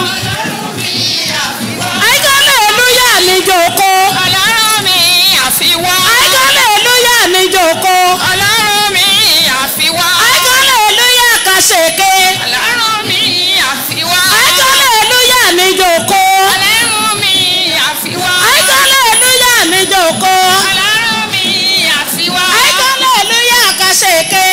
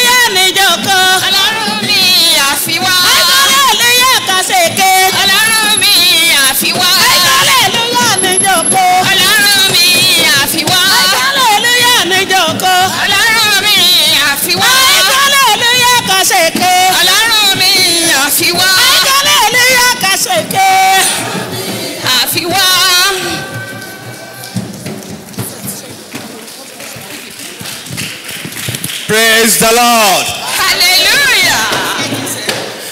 I present you Christ Living Spring Apostolic Ministry, acronym CLAM, the Elders Forum. We are here to present our song, not just to win, but to minister to you in songs and also bless you all in Jesus' name. Amen. Ọlọ́run kí la mọ̀. Ọgbọ́gun ló lè ṣe. Ọlọ́run kí la mọ̀. Ọgbọ́gun ló lè ṣe. Kò dìgbà tá a bá ń kojú bọ̀lé. Kò dìgbà tá a bá ń kojú bọ̀lé o. Ọlọ́run kí la mọ̀. Ọgbọ́gun ló lè ṣe. Ọlọ́run aládìyàn o. Ọgbọ́gun ló lè ṣe. Ọlọ́run aládìyàn. Ọgbọ́gun ló lè ṣe. Kò dìgbà tá a bá ń kojú bọ̀lé ká. Kò dìgbà tá a bá ń kojú Wọlé o. Ọlọ́run kí la mú. Ọgbọ́gun ló lè ṣe. Manam, eyana basi manam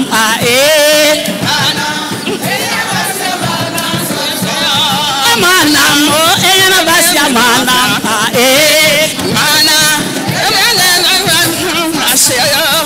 Manam, eyana basi manam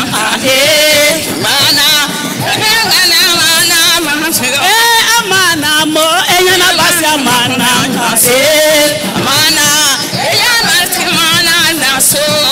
Munegi shirin dunia Hakane Yesu yache Munegi shirin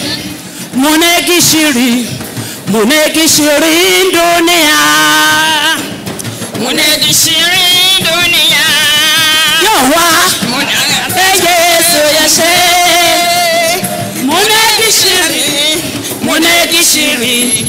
Munegi shirin dunia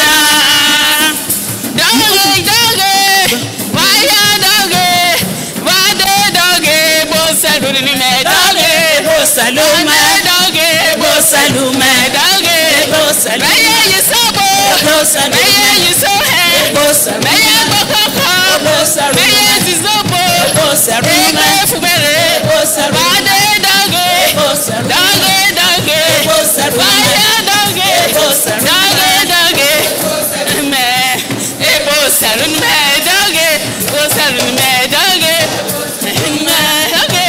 salun me doge, me. Edagbo me, olivi jesobo,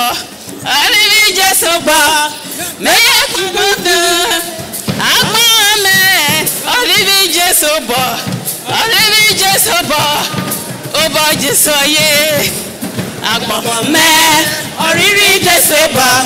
Oriri Jesuba, Maya Kitale, Awame, Oriri Jesuba, Memoni Jesuba, Agman Jesoye, Memukagio, Awe, Memukagio, Jare, Ajaki, Mami Payirase, Memukagio, Awe,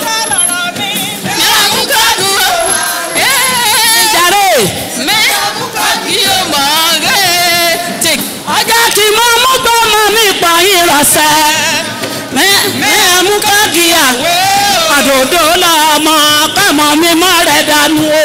Àdòdó lọ́mọ kọ́mọ mi mọ́ rẹ̀ dànù o. Bí àdòdó lọ́mọ ò kọ́mọ rí ọmọ rẹ̀ dànù o. Àdòdó lọ́mọ kọ́mọ rẹ̀ mọ́ rẹ̀ dànù o. Àdòdó lọ́mọ kọ́mọ rí ọmọ rẹ̀ dànù o. Àdòdó lọ́mọ kọ́mọ mi mọ́ rẹ̀ dànù o. Chineke na ndewo imela.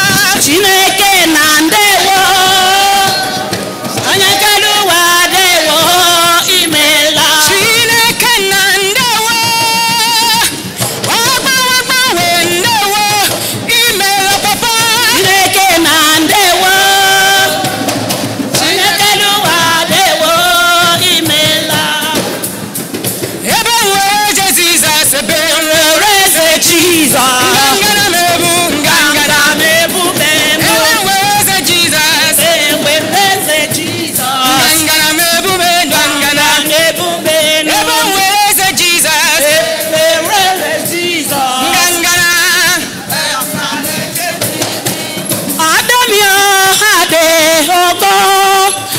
adé mi o adé iye mo ṣiṣẹ́ fún lọ́dọ̀ olùgbàlà lókè o iye ń bẹ lọ́dọ̀ olùgbàlà lókè o adé ògo ni mo bẹ̀bẹ̀ fún bàbá adé adé ògo adé.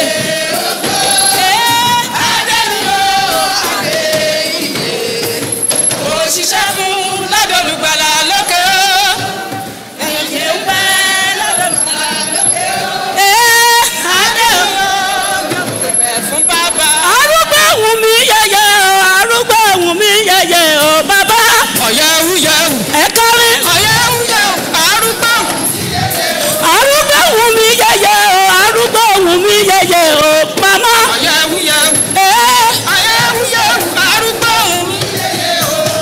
Ọ̀yẹ̀wù yẹ̀wù ọ̀yẹ̀wù yẹ̀wù arúgbó wù mí yẹyẹ òòyà o. Ọ̀yẹ̀wù yẹ̀wù ọ̀yẹ̀wù yẹ̀wù arúgbó wù mí yẹyẹ o. Mú mi dúró mú mi dúró mú mi dúró dópin Jésù Olúwa mi mú mi dúró dópin. Mú mi dúró mú mi dúró mú.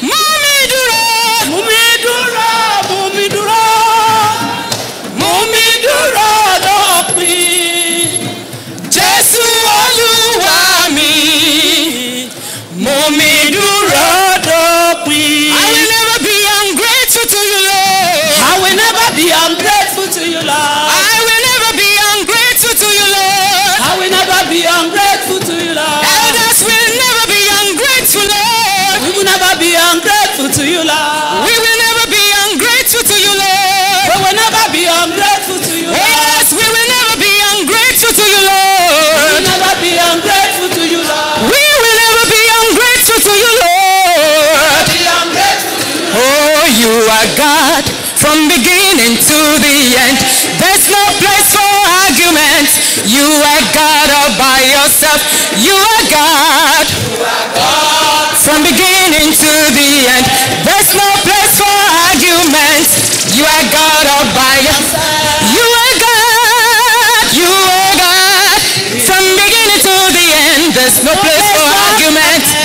You are God all by yourself. You are God from beginning to the end. There's no place for argument. You are God all by yourself. You are God. You are God from beginning to the end. There's no place for argument. You are God all by yourself. Yeah, you are God. You are God from beginning to the end. There's no place for argument. You are God all by yourself. You are God. You are God from beginning to the end. There's no place for argument. You are God all by yourself. From beginning to the end. There's no place for argument. You are God all by yourself.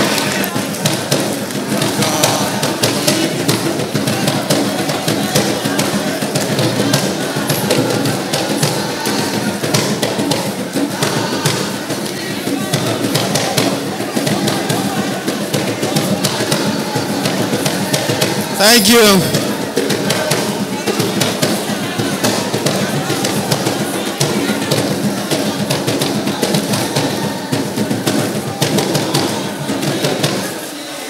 Thank you. Please, let's put hands together for the clan elders. Let's celebrate them. Let's put hands together for them. He is God from beginning to the end. There's no place for argument. He's God all by himself. Okay, we have had agency for the aged. We have had comfort elders. We have had the clam elders. Who is the winner? Who is the winner? I can't hear you. Who is the winner? Huh? Comfort elders. Who is the winner? Clam elders. Who is the winner? Agency for the aged. Well, I'm not in a position to say the winner. Let me invite Dr. Dari. Dr. will be taking us in the next agenda. Let's put our hands together for our judges, and then let's put our hands together for Dr. Dari. Now, please. And I don't want to tell you what's going to happen. You are going to dance yourself out tomorrow because there's going to be dancing competition. So when you are coming tomorrow, I beg you, give it your best shot. Now, we have the judges here. Judge Ronke, Judge Juliet, Judge Tosin, and Judge Ibidunni Oladapo. And please, you want a man, eh? Okay. Now, Daddy that said no men, come. Don't worry now, come. He was sitting, Daddy, come. Okay, Archbishop, come and sit down. Because you were dancing, oh, you will be biased. Okay. Daddy will be biased. I know the reason. Because they've already declared something while I was sitting there. So that declaration, come. All right. Okay. I need to hear from the judges. Uncle Umar, please kindly get me the trophy. Thank you. Are they going to, no, the biggest one. The other one is for, the one with the ball is for the Golden Age sport tomorrow. We are going to be having a Golden Age sport tomorrow with the ball. And that one, I just got it from South Africa. And I know it's going to be interesting. We will not present it now. Just help me to hold it. The person that will come and present it will come forward later. And that will be once we finish. Okay, good.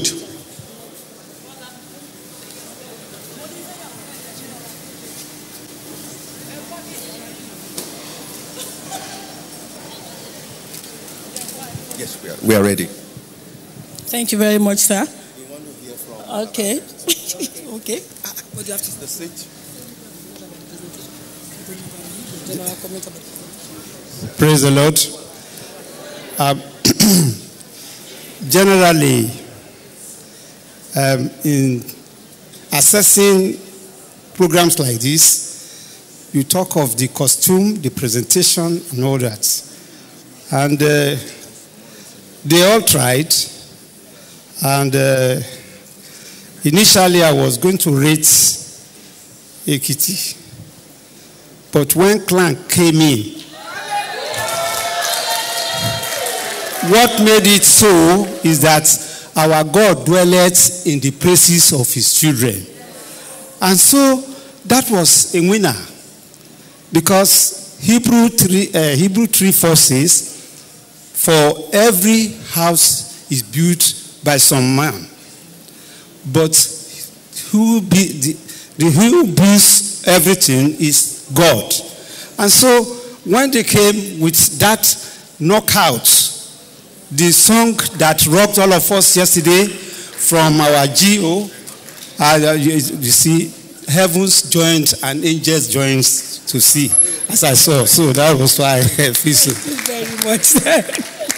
Let's clap for Daddy now. All right. We actually saw the 3 performances, and we were thrilled because if you're going to have the elderly, teenagers, doing it as if they were teenagers, I think they deserve a better round of applause. We had our criteria. We were looking at the stage mount when they were coming in. We considered that.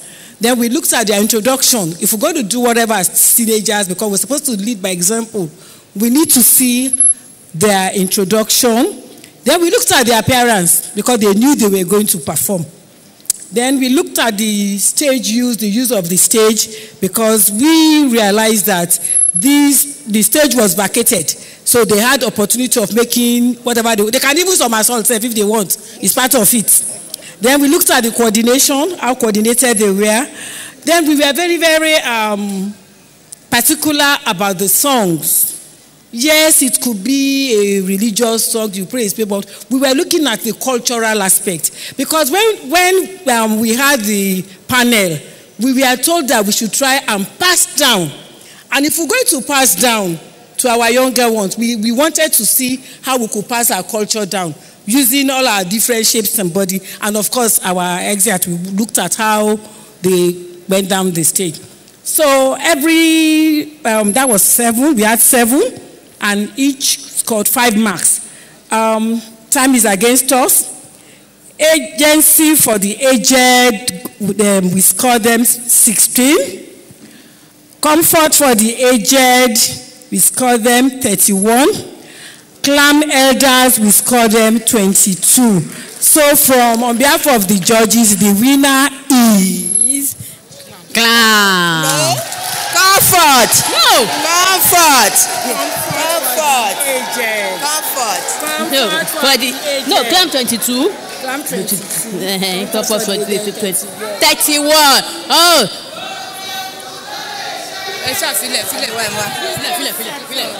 No, we have to correct it. Okay. Hello. There is a mix-up somewhere. Yes. I'm made to understand that Comfort for the aged scored 31, while Clam scored 22, and not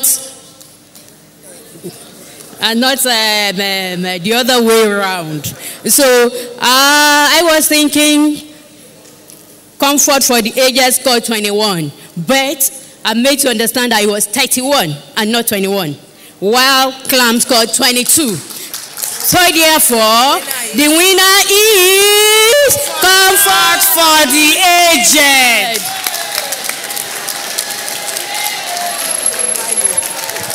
Praise the Lord. Praise the Lord. They are called Comfort Elders Care Initiative. So Comfort Elders Care Initiative scored how many? 31. Clam Elders scored how many? 22. And Agency for the Aged scored how many? 16. Now, it therefore means that the winner for 2017 Cultural Dance Competition is Comfort Elders Care Initiative.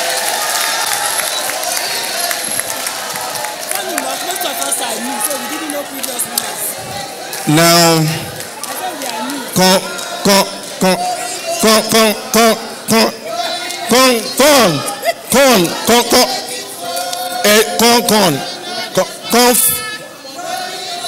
Comfort, Eduro.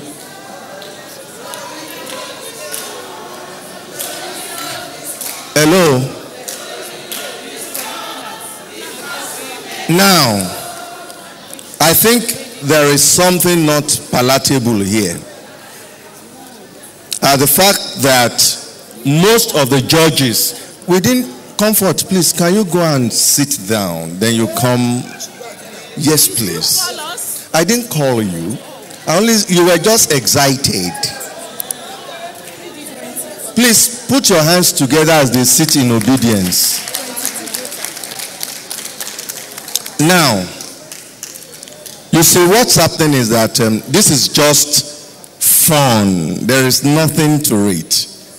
And most of the judges here, they are meeting for the first time, and they are judging for the first time. So I don't think they were biased. But the good thing is that there are 2 trophies still awaiting adoption or collection. So this will not be given now till after our next panel discussion, and it will be presented by someone in our midst. So let's put our hands together for the winners.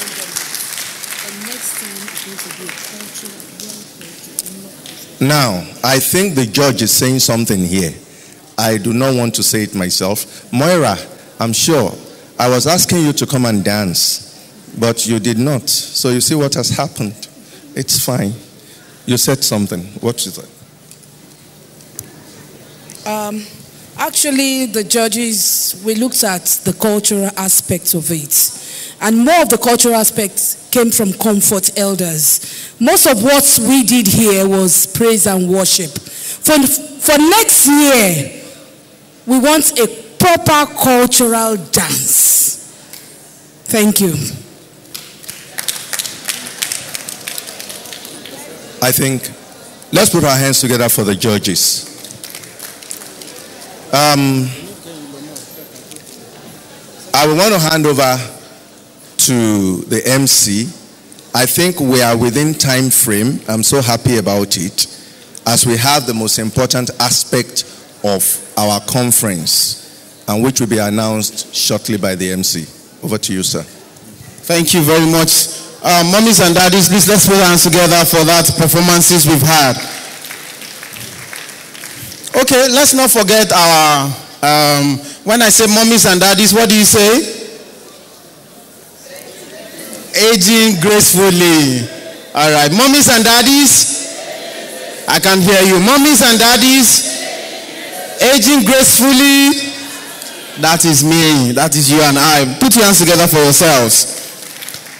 Okay, I'll be inviting some people here to discuss something very important. In the first discussion, we had a tip of the iceberg, but here it will be more detailed. We are going to be discussing government policy on care for the aged in Nigeria. I thought you put your hands together. Government policy on care for the aged in Nigeria. So, in no particular order, I'll be inviting our panelists, and then I'll invite our moderator. First, I'd like to invite Dr. Amos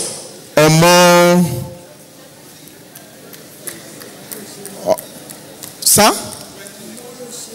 Dr. Amos Omoro-Shemi. Please, let's put our hands together for Daddy.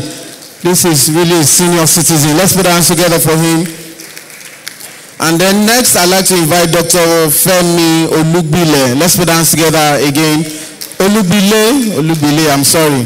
Olugbile. Yes, Daddy, sit here, sir. Dr. Femi Olugbile. Let's put our hands together for him. And then our own very host, Dr. David Oludari Mark. Please, let's put our hands together. And then finally, one of our guests is here and is very vast in areas like this. Navy Captain Abel Oga is retired now. Let's put our hands together for him as he joined the panelists. Let's celebrate him. And then I'll leave you in the hands of our moderator, Mrs. Ellen Ibiano. Let's put our hands together for Mrs. Ellen. As she comes up, she'll be moderating this session. Let's put our hands together for her one more time.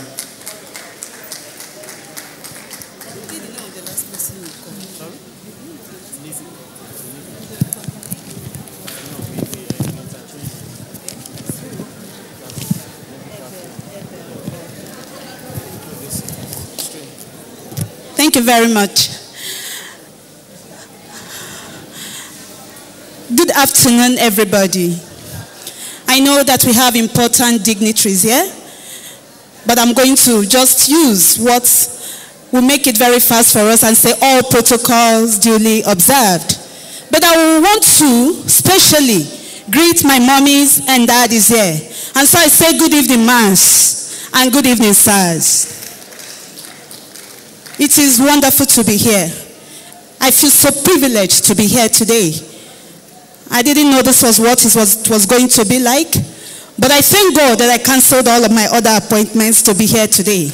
I am a bit emotional about it because I found out that sometimes we miss out on the more important things of life while we are pursuing others. To God be the glory.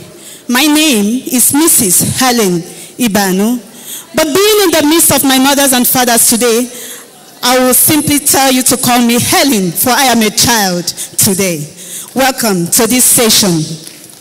In this session, we're going to be talking or discussing on government policy on care for the aged in Nigeria. I have my panelists here. This gallant gentleman sitting down. I would like them to introduce themselves by themselves, for I know I may not be able to do justice to their introduction. Well, for the reason of shortage of time, I will discard protocol, but with due respect to everybody present here. I am Navy Captain, retired, but not tired. And by the grace of God, I am Peace Ambassador for Iron Nigeria Initiative. I believe in the unity of this country.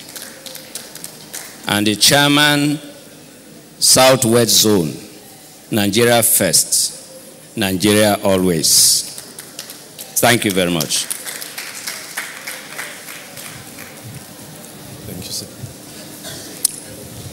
Well, all protocol duly observed. I'm just Oludare Mark Okusonya. I happen to be the messenger sent to carry on the message on behalf of my mom, late Major Olubunmi Idowu Okusonya. Thank you. Well, good afternoon again, ladies and gentlemen. My name is Femi Olubile. I'm a psychiatrist. For reasons of history, I can also tell you I was the permanent secretary in the Ministry of Health, and before that, the CMD of the Lagos State University Teaching Hospital.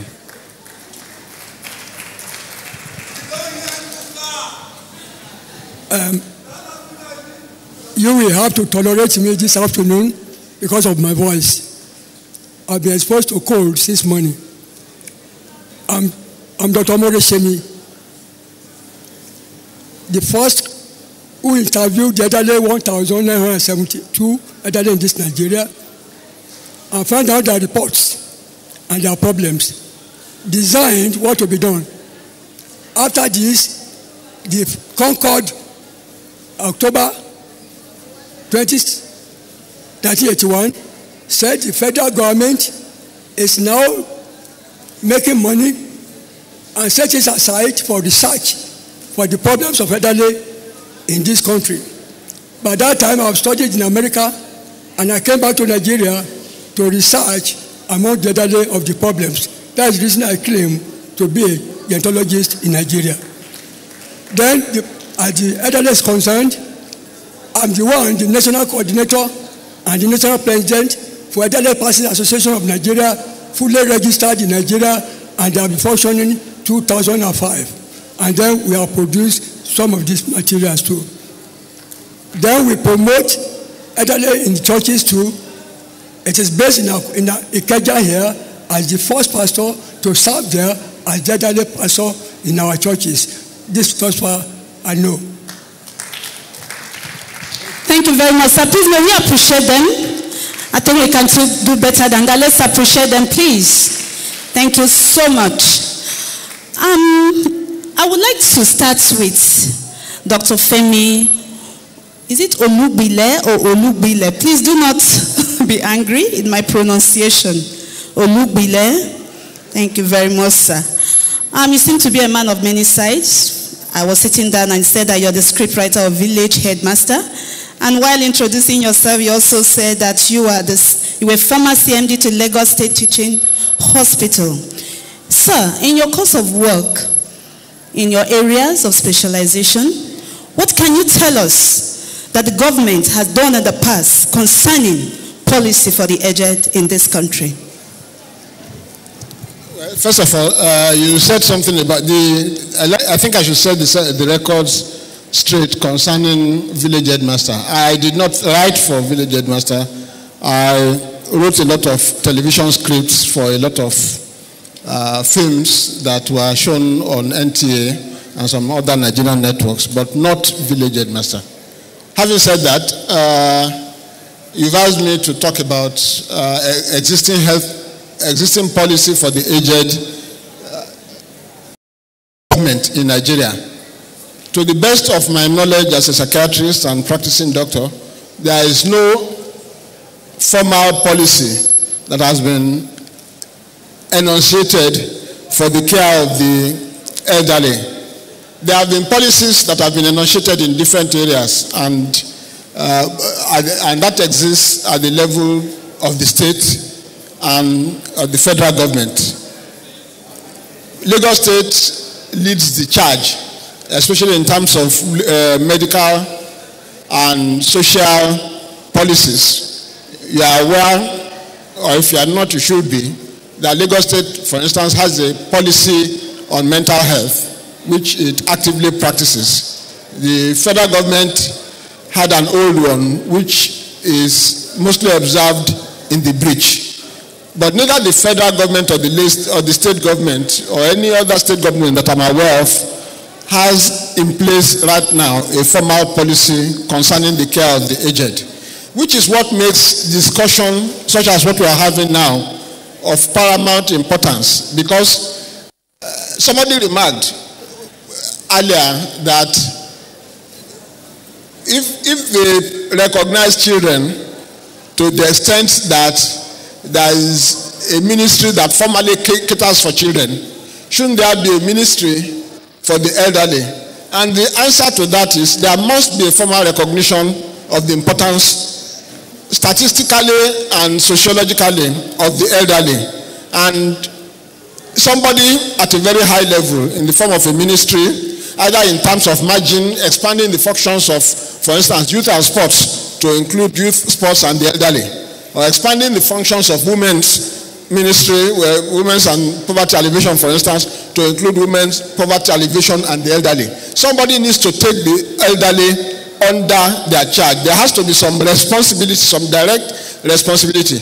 One of the things as a health manager that came to me from the outset is that because the issue of the elderly is everybody's business, right now it is nobody's business. So everybody talks about it. I mean, it's in health. Today we've had people talk in the area of health. They've talked in the area of social development. They've talked in transportation. They've talked in economics. They've talked in other areas of life. So in reality, the interests of the elderly do not fall into any clear pigeonhole.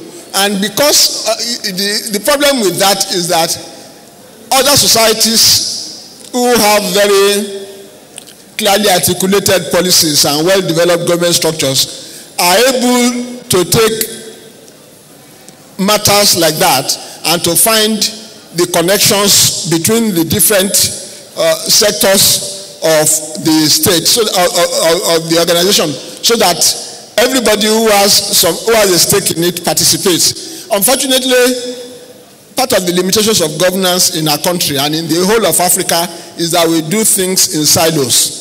Health does its own. Social welfare does its own. The women's affairs does its own. And if you find something, yes, that's a part of the concerns of the elderly that falls into health, but health alone doesn't address all the needs of the elderly. In the same way, social welfare doesn't totally address. So we need to take it out of the mainstream, take it out of the silo, and get everybody who is a stakeholder in it to be networked in some way. And that is why a concrete policy of some sort that clearly defines the needs and clearly spreads out the range of stakeholders is very important. So it doesn't exist right now, and it needs to come into. We'll definitely come back to you, sir. Thank you very much, sir. Thank you very much. We can see that it's really important for the government to be thinking about a policy to care for the aged. I have Navy Captain Abel Oga. He said there is a peace ambassador. And we all know that for peace to reign in our families and indeed our country, the elders ought to be properly taken care of. So can you tell us something? Thank you, my fathers and my mothers. I want to draw issues of policy from various professions. I came from military background. Policy in the first place is something we call standard operating procedure. That's something that we give guideline to a strategy. And it's a strategy that will make the implementation workable. If we don't have a policy, we can't have a strategy of implementing anything. There can't be first without a last. And there can't be first without a second. If we have, like, lending my voice to the last speaker, if we have a youth ministry, nobody became an elder without being a youth first. And we cannot only hinge our policy on youth alone. Unfortunately, we don't have that for the elder. It means that after the youth, there is nobody else. So there is need for us to have. But one thing that is missing that was not discussed earlier, which I love to mention briefly, is the issue of communication. Because I'm a communication specialist. I believe communication is everything. If we do not have effective communication, we cannot achieve anything. And this is the beginning of what we are doing here. Because communication creates awareness. And until you shout, "I am here," nobody will know that you are there. So this is a good thing we are doing. What we have had in the years past has been what we call cultural policies. I grew up when every father is everybody's father. And so with that cultural policy, a young man who is moving on the street will not see an elderly man carry a load and bypass him because he has something to do. He must first of all collect the elderly person's load, suspend whatever he is going to do, and ensure that he meets the need of that elderly person before he continues with whatever he does. Saying in the area of seats, today we see the young men competing with the elderly without regard. An elderly person is standing and a young man is sitting comfortably. That is a wrong process in the first place. It means we have deviated from the cultural policy that we inherited. I wouldn't pass an elderly person, carry a load on his head, and I will think that because I have something of urgency and I bypass that man. So there was this cultural policy of respecting elders. So we should be thinking of policy of giving care to our elderly person, not only respect. Unfortunately, we don't have that policy. Like I talked about communication. Communication leads to understanding. Understanding leads to acceptance or rejection. And it is only when you accept that you can love someone. Unfortunately, we look at this old man. He didn't just become an old man. He was a young man before. Look at this old woman. He didn't just become an old woman. She was a young woman before. That's true. So we must, life is a continual. It doesn't jump to become an old person. Thank you, sir. So we must have for this round. Thank you, sir. Thank you so much, sir. I think from facts that have been stated here, it's been proved that we do not at the moment, as a country or a state, have a policy that cares for the aged in Nigeria. But you see, before the policy can be enacted, they have to understand the needs that is required, what is required for such people, the aged, our SEENAGER'S, gallant and beautiful SEENAGER'S here today. I would like to call on Dr. Amos Omoreshemi. Am I right to say, sir, that you're involved in gerontology study? Sir, you are into gerontology study, right, sir? Yes. Okay. That would be a very good thing because you can explain to us the needs of our SEENAGER'S for the policy that we need to enact. Thank you very much. We are talking about the policy of Nigeria. First of all, we need to express our thanks to the federal government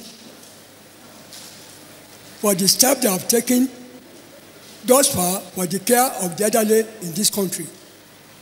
Only, by the way, some people destroyed the progress. In 1981, the federal government set aside money to research on the problem of elderly in this country. Concord of February 27, 1981, carried this money out. A committee was set up. Already, I've interviewed 1,972 elderly people in this country to find out their problems and design the things to be done to help them. In 2006, now, the African agent throughout the whole Africa formed a policy. Yes, the policy written. The government sent a copy to me as a gerontologist through Ondo government. The pages is 36, and I wrote 12 pages, which are here. I went in 2006. We started writing policy.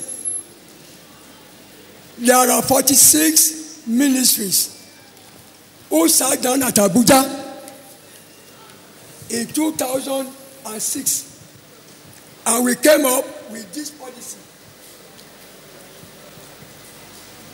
After that, we were called again. Then, in 2015, I was invited here to give a lecture on the policy of the elderly in Nigeria. By the time, our doctor was working on a program at South Africa. It's okay. There's the program. Already, federal government works seriously. There are 59 talented educationists in Nigeria who risked their life to went to Abuja to draw this policy, including myself. But somewhere and somehow, the policy was not approved federally. In the policy, we have areas like rights of the elderly, the health of the elderly, the poverty of the elderly. No, it's okay. No, it's okay. The health of the elderly, the policy. I have it like that too. Now, see, you will see, these are the areas I'll just mention to you. The rights, the issue, other persons are important members of the Nigerian society. They are entitled to respect and dignity, and at present, they are abused socially and so forth. The government has action. What will the government do? The government has actions. What we have already done and what will be done already here. Then we go. Thank you, sir. I'm coming. We have on poverty. Now, in Nigeria, we have poverty epidemic. Persons who strive on it. What the poverty has affected the elderly, what the government noticed, what government will do. Thank you, sir. It's already here. We will come back to you, sir. We'll come back to you. The policy is that we will come back to the government alone will not be able to carry the policy out unless we have all groups of people, the elderly themselves, the non-governmental organizations, the local governments, the government, all of us unified together to carry the policy out. Thank you very much, sir. I hope we are all listening. From all he has said, there is no existing policy that has been approved, and it's very important that we do so. But he's also saying that we are all stakeholders. We should all be involved. You can see that he's very passionate, really very passionate. And I would want to pray that this conference that is happening today will yield the desired results of our daddy here. even as he expresses the work that he has done. I'm going to call on Dr. David. Dr. David, from your research thesis, you did a work on government policy on care for the aged, a comparative study of Nigeria and South Africa. Can you tell us, comparatively, what differentiates Nigeria and South Africa in the care for the aged? Thank you very much. I hope I'm permitted to sit down so that I can express myself fully. I want to say a big thank you to Dr. Amos Omoreshemi. Actually, he's one of the reasons that I took this thesis as a concern to me. That's government policy on care for the aged, a comparative study of South Africa and Nigeria. I went to South Africa basically to study and research on this. After he told me about his painful experience since 1981. How can dad, that is 85 years old now, has been struggling since 1981 for a policy to be put in place, yet is still alive, and that policy has not been put to place? That's a question. I want to promise him that he is alive now, and in your presence, with this conference going on, and after this conference, you won't die. Amen. You will see that policy come to pass. Amen. Whilst you are alive. Amen. And that's why we need to support what he has done. One, when I was in South Africa, I realized that they have a robust policy in place for their SEENAGER'S. Like I said in my speech earlier on, I said that the South African government pays their senior citizens 1,410 rands every month. Now, that aside, why do we have our own policy not in place? One, we have everything being politicized in Nigeria. The politicians are not helping at all. Do you agree with me? Yes, yes or no? Yes. So we are going to tackle it from that angle. Secondly, there has been so much of tribalism. If this particular government comes into play and into power, the next thing they want to do is get into nepotism. And that has to stop also. Three, there have been people who have been paid as policy makers to make sure that these things are passed into bill or law, and they refused to do it. You find out that most of them out there, they are singing Ajeku Yanioje, and on what basis? So the solution that I want to proffer today, I've already drafted a form for us to fill and send as a petition for onward transmission to the government. And we have to sign that petition today. The reason being that, just like Dr. Omoreshemi said, if we don't do it, nobody will do it. Once this conference has a beginning now, it will have no end until we get to the root of it. Because all of us must age gracefully. Amen. Now, the last thing I want to say is this. Whatever we sow is what we will reap. If we don't do it now, our children will not do it. And we come and reap it, and it's going to be what? A circle. And we keep going on in circle. But I pray that before the end of this conference, we'll be able to hear our voice, and the government will do something for us. Thank you so much. Thank you so much. May we appreciate him. I would like to go back to Navy Captain Abel Oga as a peace ambassador. I would just want to ask, can you tell me, for this policy that we do want to have in this country, two things, because there are so many facets to what the SEENAGER'S need. And one of them is to have a peace of mind that, yes, even though they are old and weak and not so strong, that they won't have so much problem to face. Now, can you tell me, if I was going to enact this policy, two things as a peace ambassador that you think should be included in that policy? Thank you very much. I am very, very happy that I mentioned that in life, one thing is key. Communication is everything. Most of us came here without knowing that there was even an initial arrangement for a policy on the elderly. But by virtue of communication today, we are aware now. It means that something has started. And by the grace of God, we will get to the end of it. Now, like I said earlier, I came back from the military background because there is a policy existing on what we call retirement benefits. Even though I am retired, I am still drawing up pension. All right? It means my life continues until I die. All right? So there is no time that anyone should be completely neglected because he has become old. So one thing that should be included is that at the time you were a youth, you were agile, you were active, you were able. Now that you have become old, there should be a provision that we cater for you in form of some stipends. Thank you. Second point. 2, issues of medication has been discussed earlier.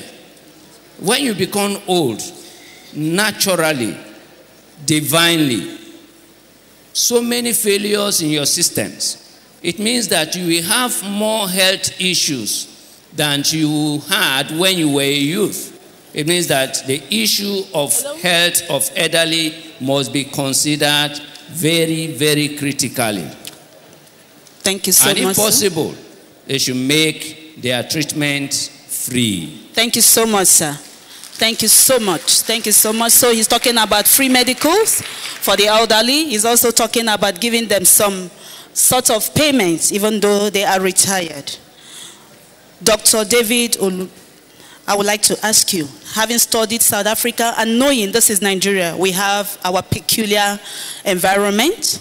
I would like you to tell me, from your wealth of experience, what will you advise, 2 things or 3 things that you would advise to be made sure that is added in this policy as they are being rolled up? Well, the first one is this, that the government should include the elderly or older person or teenagers in the parliament. Let them be in the parliament. Please, can I have a round of applause for that? It's very important. Because them being in the parliament, just like South Africa, will give them a voice there when they are being suppressed or being oppressed. They will have a representative. We don't even have them at all. So that's the first thing. You want another one? Just one more. Good. And the last one, faith-based organizations. What are they doing? The churches. Thank God that Archbishop, my Daddy Stephen, he said he was challenged when I came to meet him in Ibadan and spoke to him about it. And he confessed to it and said, David, honestly speaking, you've just opened my eyes. I never knew that his eyes were closed because I saw him as an archbishop that is there and is doing everything possible. I didn't know that that area was of neglect, care for the elderly. Let faith-based organizations, even if you are a Muslim or if you are Christians or whatever, let them imbibe things that has to do with it. Activities. Listen, they are still active. Didn't you see them dancing? That's true. And tomorrow you will see them with golden age sports and stuff like that. What they have is just that is the body that is growing old. It is not the soul and the spirit. Those things are still alive. Thank you so much. Thank you so much. Or you want more? Thank you for now. That's okay for now. Dr. Femi Olubile, please, I would like to ask you from your wealth of experience in the medical field, if the government of this country, just like I've said before, wants to produce this policy, what will you advise? 3 things that you would advise them to make sure is included there for our SEENAGER'S. Well, as I've said, first of all, that everybody should commit themselves to understanding that this is a problem for everybody, but that the government needs to provide a framework. That framework is the policy. The issue of applying resources needs to be seen as a shared responsibility. As has been said, all we are requiring of government right now is to understand the need to catch up with the rest of the world and come out with a policy. That policy then becomes like everybody wants to run a race, and somebody comes and fires the gun and starts that race. That is the beginning of the journey. Having said that, everybody needs to see themselves as stakeholders. I'm particularly emphatic about the role of faith-based organizations and NGOs in this matter. Once you have a policy, you cannot just go out in the field and start doing things. But even before the policy comes into place, Nigerians are very religious people. We either in the church or in the mosque, and everybody has an equal role. That is the first organizing unit of our society. In a way, the faith-based organizations are already playing a role, rightly or wrongly, even in the management of mental health. We just need to guide them to know their limitations, so that where other specialized inputs are required, they're able to facilitate it for their people. In the same way, regarding the aged, since the elderly people are already in the community and are already linked to the churches and the mosques for the most part, it is part of it's not even corporate social responsibility, it's part of the core Christian or Muslim responsibility of the faith organizations to make the lives of the elderly within the community livable. And how can they do it? They are already doing a lot of things, it's just that those things are not properly structured. We've looked at the gaps in the system already in the course of the presentations today. There are no carers. There's no formal training for carers. There's no formal social engagement or active engagement for them on a continuous basis. So at a community level, even if there's no hall that has been built by government, the church can provide its hall. And every Thursday or every so often, gather the elderly, not just members of the church now, but even members of the community, and organize activities for them. So already, without huge inputs of resources, by just changing our thinking, by just doing a paradigm shift in our thinking, we can mobilize the resources that we have to work in a different way and serve the purposes of this policy that has yet to be initiated. Thank you, sir. I'm sure we are all hearing it. We are all part of the work. It cannot be left for the government alone. We should all be involved. I'll call on Dr. Moreshemi. I read something you wrote when I was doing a research on this topic. You said that on the task of taking care of the elderly, that what is required in the elderly mostly is water, nutrition, sunshine, physical exercise, massaging, counseling, prayers, and all of that. That is very important. I would like to ask you, sir, we are here discussing about this policy. How do you think, going forward from here, this can be achieved, even though the government has not yet enacted a policy on care for the aged? My people, I'm fortunate to be here. I started in Lagos, and I thank Lagos people for starting with me. I was the pastor at Ikeja who sponsored my doctoral program when I was doing my research in Nigeria. I do my academic work in America. I came to do research in Nigeria and practice in Nigeria. What we need to do, our people, Lagos, I thank you very much. I started here, and I thank God is using Dr. Oludare now in Lagos too. I was in a stage when I started here. The federal government, some of them did not know what to do about the aging. They got the policy, but no action to make it forward. Unless we put pressure on them. At present now, our children we have, unless we put pressure on them too, before they take care of us. You have to remind them of their duties, of their rights. Therefore, we elderly, if we say we keep quiet, we have to remember that somebody has to be a caterpillar for others to enjoy. Yes. Thank you, sir. Thank you so much, sir. You are the caterpillar. Thank you so much, sir. I'm the caterpillar for other generations to enjoy. Thank you, sir. We have to work very hard. Thank you, sir. Don't depend on the government alone. Thank you, sir. Other things you can do which can influence you. Thank you, sir. There are many things you can do. For instance, at Akura now, I've started training home caregiver. Can we put our hands together for that? Can we appreciate our daddy? It's not easy. 40 of my people are in America. But they collected their money over there. They said 130,000 naira monthly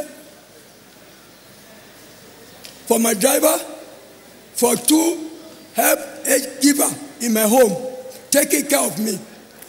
Thank you, sir. If you cannot carry your mother into your home, you can finance where your mother will be. Thank you, sir. Now, we are now having daycare center, whereby elderly people will be coming to me. I will feed them the money. I feed them. Thank you, sir. We want to. We'll come back to you. We'll come back to you. Please, we're coming to conclusion. We'll take questions later, sir, and then you can answer the questions and give us more facts. Sir, Navy, retired Navy Captain Abeloga. Finally, conclusion, can you give us just one thing you would like to say here today, going forward from here after this conference? Thank you very much. They say the person who wears a shoe knows where it reaches him. I want to suggest that, like I said earlier, unless you shout, nobody knows that we are there.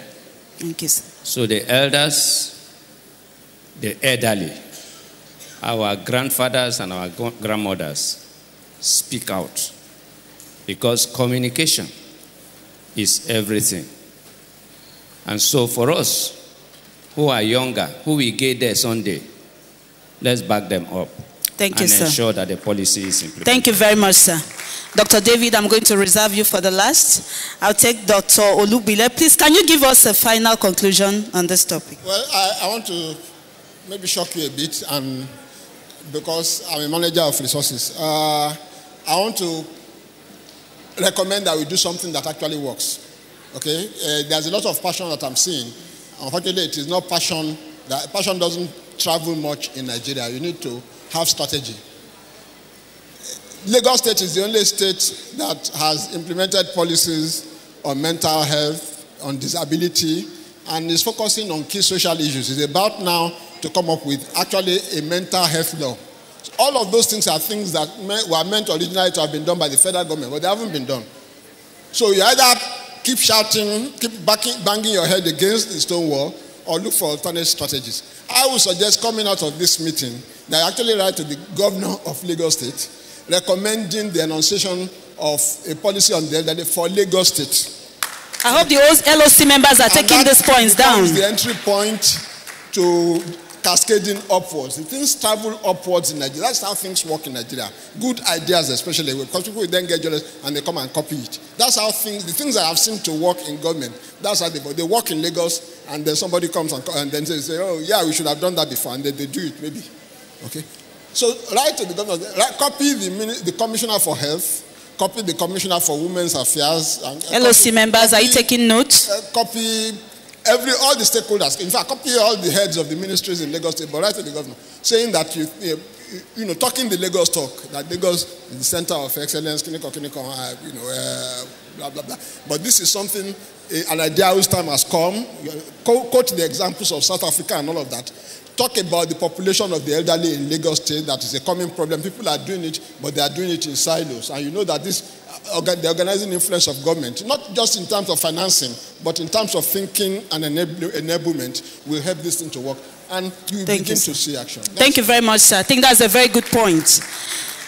Dr. David, Family Act Mission, you are involved. You know how it all started. We are here today. Please, can you tell us in conclusion on this topic what you have for us? Well, conclusively, you and I are going to start the fight from now. Are you ready for it? Are you willing to back me up? Will you do that? That we will sign that petition form from tomorrow, 2019 is just around the corner. They know how to give fake promises, and we will capitalize on it. That if you don't do this for us, you aren't gonna win the election. And you will speak to your children, don't vote for them until they put in place the policy for the aged. All the Christian leaders, Muslim leaders, whoever you are, let's raise our hands together to make sure that this thing is done. And I want to promise you, latest by 2019, that policy will be in place. Please, can we have a round of applause on that? I like your word. I like your word. Thank you so much. Please, may we appreciate them. It's not easy to sit here and talk to us about this important point. Thank you so much. We're going to be taking questions right now. Please, if we have people that have questions, may we see your hands up?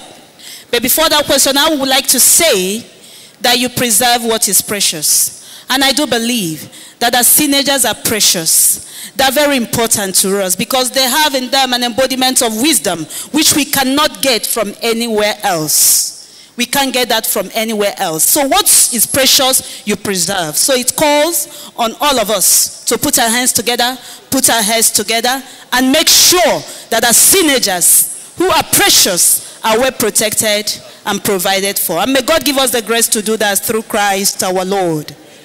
Thank you. Questions, please. Number one, number two. Just two persons. Number three, we have three persons. Any other? Number four. Four persons. Won't take more than five. You're the lucky one, you're the fifth. So we have 5 persons to ask questions. Number one, please give. Let her mommy talk. She's already with the microphone. Let's not take it from her. You can go on, ma. Okay. I am Ogebule Olubukanla, representing the Family Arc Mission Agency for the Aged at Abeson, where mommy actually started this program.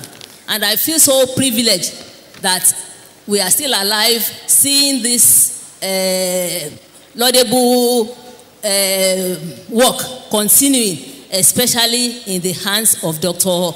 Oludario Kusonya, being able to mobilize so many people and so many ideas. May God Your question, ma.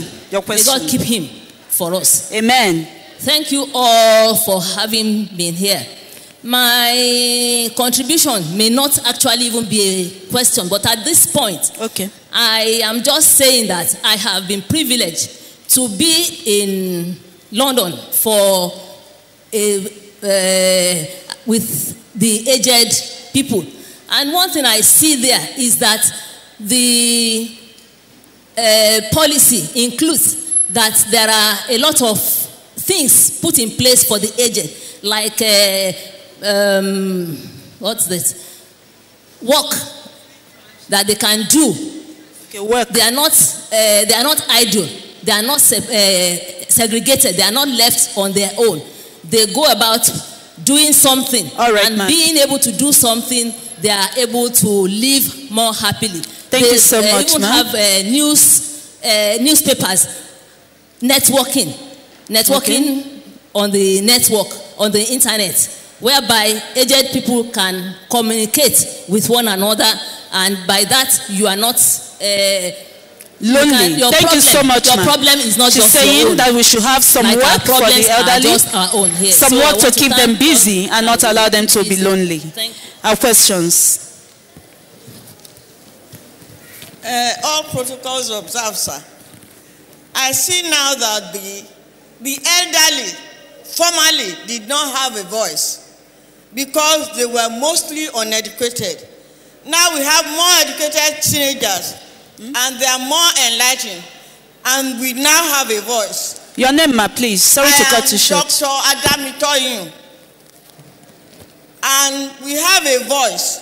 We use telephones and we use iPads. There are many more professors amongst us. So we have a voice. In health, there is not enough money being voted for the young ones. How much more asking them to vote money for the elderly? my suggestion is that we should start an insurance scheme. And if we start that insurance scheme, then if any young man or any old man wants to chop the money, we can talk. We have a voice because our money is there. We'll be able to put our money there and we can ask questions. And these things that people are doing now, they want to shoot the person who is talking about is it corruption? Because our money is there, we will not keep quiet. Thank you. Thank you, ma. Just like our daddy said, that we need the elderly, or is it Dr. David that says so, in the parliament, so that we'll have them speaking on their issues. That's not a question. We ask for questions. Do we have questions, or are we taking contributions? Good evening.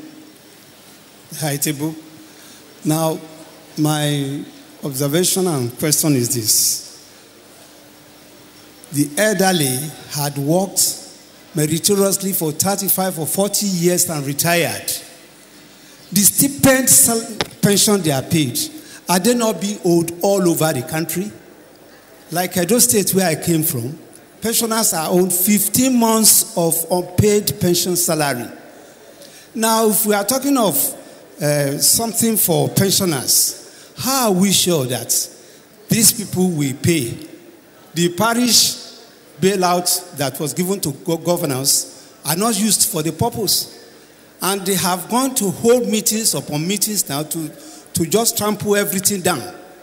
But I'm happy that today, this Nigeria, if you don't say I am, no one will say thou art.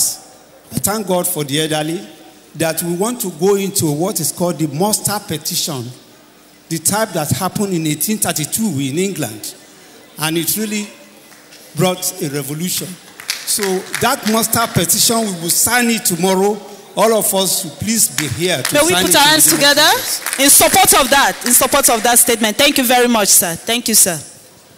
Thank you very much. All protocols observed. I'm Comfort Akiola. A few days ago, I saw on television, and I want those who are going to write the policy to shine their eyes. Please check out what was on television a few days ago. They said there is one group, whether it's federal ministry or something, establishing elderly. When they said it was coming on the news, I opened my eyes and I wanted to know whether it was my son's program.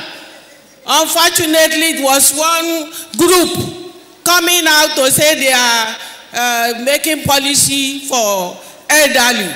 They will make it for themselves, so yes, so they will not make it for us. So Oludare and the others who will do it, shine your eyes. Don't let them make a nonsense policy for us. Old people are suffering in this country. The young ones who are occupying, stealing our money, want us to die so that they can chop our money. They will succeed, man. Thank you very much, Thank man. you very much. Thank you very much. Okay. Just hold on, man. Okay. I'm number 4, really. Aderomu is my name. All protocols observed. I was listening carefully to the discussion, and I have about 2 things to speak to or ask questions about. The first one is there is no free lunch in Freetown. So if you are proposing free medical health care for wherever it is, I worked and retired as a medical personnel. So I know that anything free is rubbish. Okay?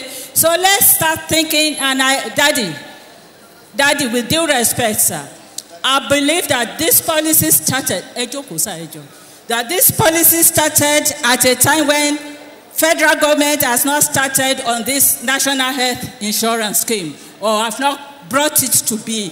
They might have been, incubating it, but it falls outside the period of the national health insurance. I think we should be seriously looking at health insurance for the aged, not necessarily that they will be paying for it, but the government should source how to fund for it. If it's under the cover, they will receive qualitative treatment. The second issue is a political issue. Today, our head of state is a very aging person. I think we should appeal to him. We should not leave whatever we are doing to Lagos State. We should take it to Aso Rock. We should take it to NAS, and we should let them know what is happening. Thank you very much, ma'am. Thank you so much. The last person. Good afternoon, everybody. Permit me to stand on the existing protocol. Part of what I wanted to say had been said, but I still have 1 or 2 points that I would just like to add. Interacting with some elderly people, teenagers, I found out that some of them are living in estates, in areas that were bought when things were okay. But unfortunately, I had an incident last week that I intervened. She said they locked the gate, and I said, why? She said they said they should pay for one something, and the people in charge of the estate infrastructure were demanding. And she said she cannot even afford because she's yet to even receive her pension.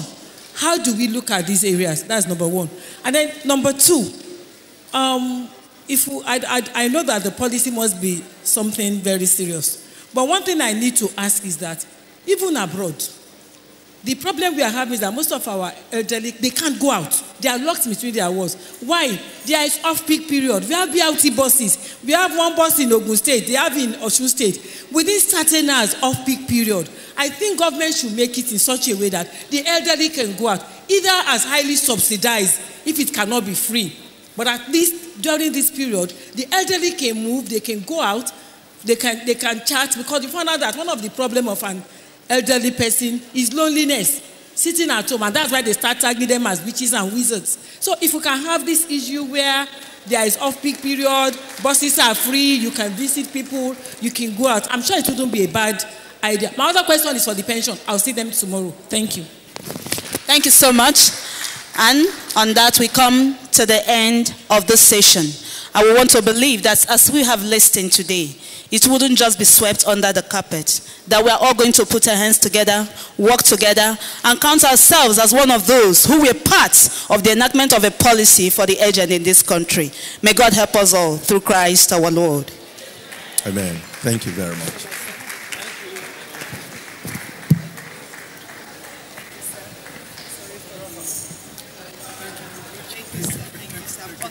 Photographer, where? Okay.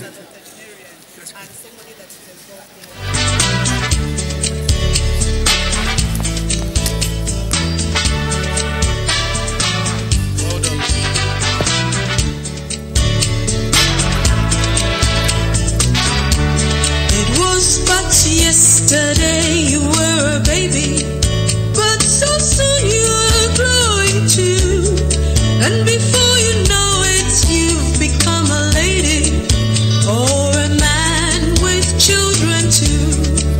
Then your health and strength begin to fail you, and you say, now what shall I do? Because the days and years you may have wasted may be memories haunting you. So you see, my brother, that life is so short, it passes so quickly and soon it's gone. You just have one life to live on earth, so remember your creator while you have breath. All right, DJ, So you thank see, you. my Bring you down. Thank you. Well, the promise was that by 4 p.m. we should be out of here. And I could see that we have about 6 or 5 minutes more. So we are actually on time. I want to say a big thank you to everybody that has made it happen. You all made it happen. I'm so proud of you. Tomorrow is going to be an exciting time. We have somebody that came all the way from Ghana, and I'm sure they must have introduced her to you. That's a Family Act Mission Coordinator in Ghana. She just flew in this morning. Mavis, you're welcome. Then Moira, you've already had a beautiful attire there. It's just unfortunate that you did not dance with it. So tomorrow you're gonna be dancing, okay? Now, this is what we're going to be signing tomorrow. Please, for our moms and dads that are not here today, encourage them to come tomorrow. This is policy of older persons in Nigeria that we want to put forward to the government. And each and every one of us, I need an advice. Your name, your age, then you sign. The policy is already in place. What they had in 2007 by Baba Omoreshemi, it's already in place. We will attach everything, and just as been suggested by Dr. Femi, by the Navy Captain Oga, and Dr. Omoreshemi, whatever you, all of you, whatever your suggestions are, that you think this thing can be passed across to them, we will do it. Even right from the local government to the senators and etc. So please come tomorrow and let's have this signed so that it can be passed across to each and every person. At this junction, let me now say this. Where is my MC?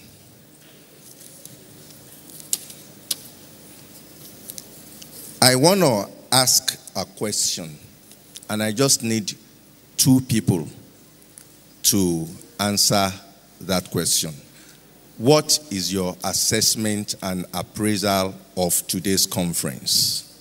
Yes, just 2 hands and you let us know. What do you think about today's conference? Does it make any meaning? Do you think it's necessary? Yes, please. 1, I need 1 more person. Okay, Sister Eileen, come. Mommy, all right, come forward, ma. Let's put our hands together for them, then we close.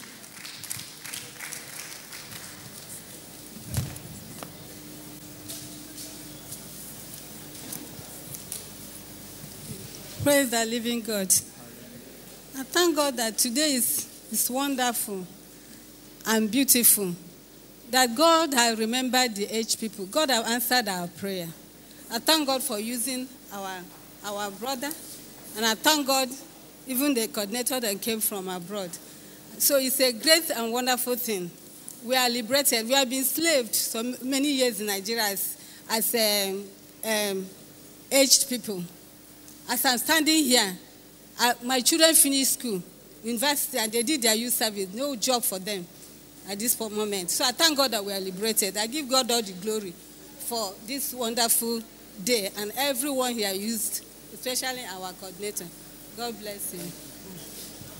Please, let's put hands together for Mommy. Thank you so much. As I said earlier, I am very happy to be here. This conference is a novel idea. Being here today, I begin to wonder what we have been doing. I begin to wonder what our government is really all about. I have a mother, I have a father. My father is going to 80, my mother is above 60-something. I know what it takes us to take care of them. And we're like 7 children. So I wonder, for those parents who may not be so privileged to have 7 children taking care of them, I wonder how they cope at all. I saw an elderly woman running after a Molue bus in Lagos, trying to jump onto the bus, and I'm like, what are we doing? The young generation today, what are we doing? I look at my children, 5 of them, and I wonder, when I get old, will they be here for me? So I think this is a wonderful, wonderful, and wonderful idea. My own prayer is that it shouldn't be all talk anymore. It shouldn't be all talk anymore. Let's not just talk and go. Let's not just come and talk and go. Let us act. Now is the time to act. Little drops of water makes a mighty ocean. And as it started today, it will yield results by God's grace. So it's been wonderful, Dr. David. Okay, thank you. Moira, please come and present the trophy to the winner. Comfort Elders Care Initiative. Please come for your trophy. Quickly, please. Who is coming? Who is coming, please? Mommy, you are the president. Please kindly come forward. Thank you very much. Quickly. Moira. No, the president. President. And I will...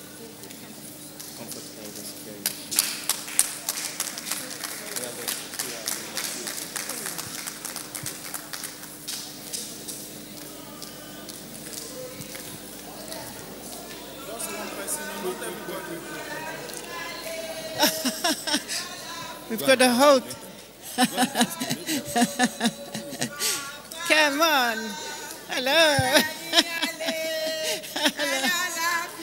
Voila, you're all coming. You're all coming. Yes, yes. Yes. Right. We are now going to present the trophy to the winner. They won Okay. 2017 So the Care cultural Elders. dance competition, Comfort Elders Care Initiative. Okay, let's all stand together. Right. I have great pleasure in presenting this wonderful trophy for the 217 cultural dance competition to the Comfort Elders Care Initiative. Good. Who's going to take it? The President? There we go. There we go. Hold it. Hold it. How about that? There we go. Congratulations. Thank you. That's wonderful. Yes. That's wonderful.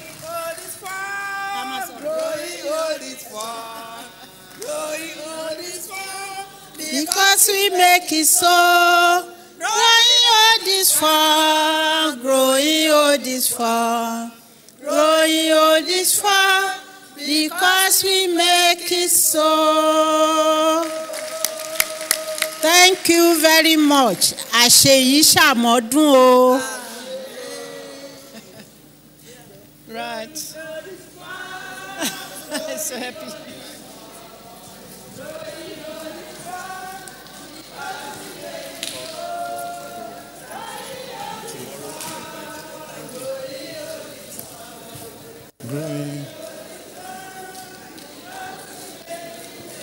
All right, please let's put hands together for them.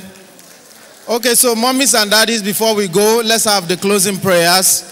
As you're going out, you see GT Bank there. GT Bank officials are waiting for you. Want to open an account? Just see them. It's very easy. They open it for you. In honor of Jesus, I'd like to invite Professor Aderomu to lead us in the closing prayers. Professor Aderomu to lead us in the closing prayers. Comfort. Let us close. Let us close. You will continue your celebration. So GT Bank is waiting for you. If you have these envelopes, you've been given this envelope, please give it to the ushers wearing blue. The ushers wearing blue. Prof, sir. If you can stand, please stand. If you can't, please be seated. But let's have the closing prayers. Let's stand up for prayer. Let's stand up for closing prayer, please. Our dear Lord and our God, we thank you because you are truly the God of the beginning and of the end. Thank you because you have been with us since the beginning of this program in the morning. You are with us. You did not have any accident of any elderly falling or being rushed to the hospital. You are with us at our discussions, at question and answers. You are with us at the teachings. Father, we thank you. Accept our thanks in the name of Jesus. We are about to go to our respective homes. So God, as you brought us here safely, take us back safely in the name of Jesus. And tomorrow, we are looking forward to a more glorious day. Thank you, our God. Strengthen the organizers again throughout the night so that tomorrow they'll be here with full strength, even to do more. Thank you, our God, for in Jesus' precious name we have prayed. Okay, thank you, mommies and daddies. Please submit your envelopes. If you still have these envelopes, the one I'm raising, the blue and red envelopes, DJ, bring it down a bit, please. Bring it down a bit. Then, mommies and daddies, GT Bank is waiting for us there. They'll be here tomorrow, but you can see them. They can open an account for you quickly, and they will deposit it. I don't know how much they will give you, but talk to them. They are running a promo for aged people. Thank you. So please submit your envelopes to the ushers wearing blue. Mommies and daddies, the ushers wearing blue, they are coming around. Submit your envelopes. Don't take them home. See you tomorrow by God's grace. From 7 a.m. the medical team will be here. GT Bank will be here. Our nurses will be here. And then we'll also have We also have food and lunch for you. I got you, babe. I got flowers in the spring. I got you to my Eba mi sọ fún sísí kó máa ń lọ. Mo ti sọ wípé sáàjì tẹ́lẹ̀ làwọn. Eba mi sọ fún sísí kó máa ń sá lọ. Ànífẹ́ mo ti sọ wípé sáàjì tẹ́lẹ̀ làtọ̀. Sísí jọ̀wọ́ kó máa ń dáhùn dá. Ọmọdé jẹ́ mi bí àmìgà. Dúró dè mí, àní kò gbé mi fàyà. Kò wá fífẹ́ dúdú fàyà mi. Ọmọdé jẹ́ mi bí àmìgà. Ìyá jọ̀wọ́ kò má ìlà òkú. Ọmọdé jẹ́ mi kò gbé mi fàyà. Kò wá fífẹ́ dúdú fàyà. I see the sun in your eyes. I see the stars in your eyes. I see the colors of the rainbow in your eyes. So baby, it's not play. Baby, make it stop, I'm shuffling. I say make it stop, I'm love, my baby. Baby, nothing in me, you do it. Now you will be my potential, only you. Only you, only you.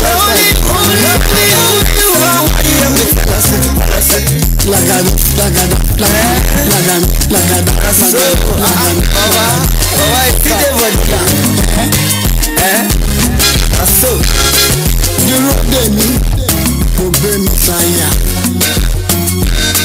Kò wá fi fẹ́.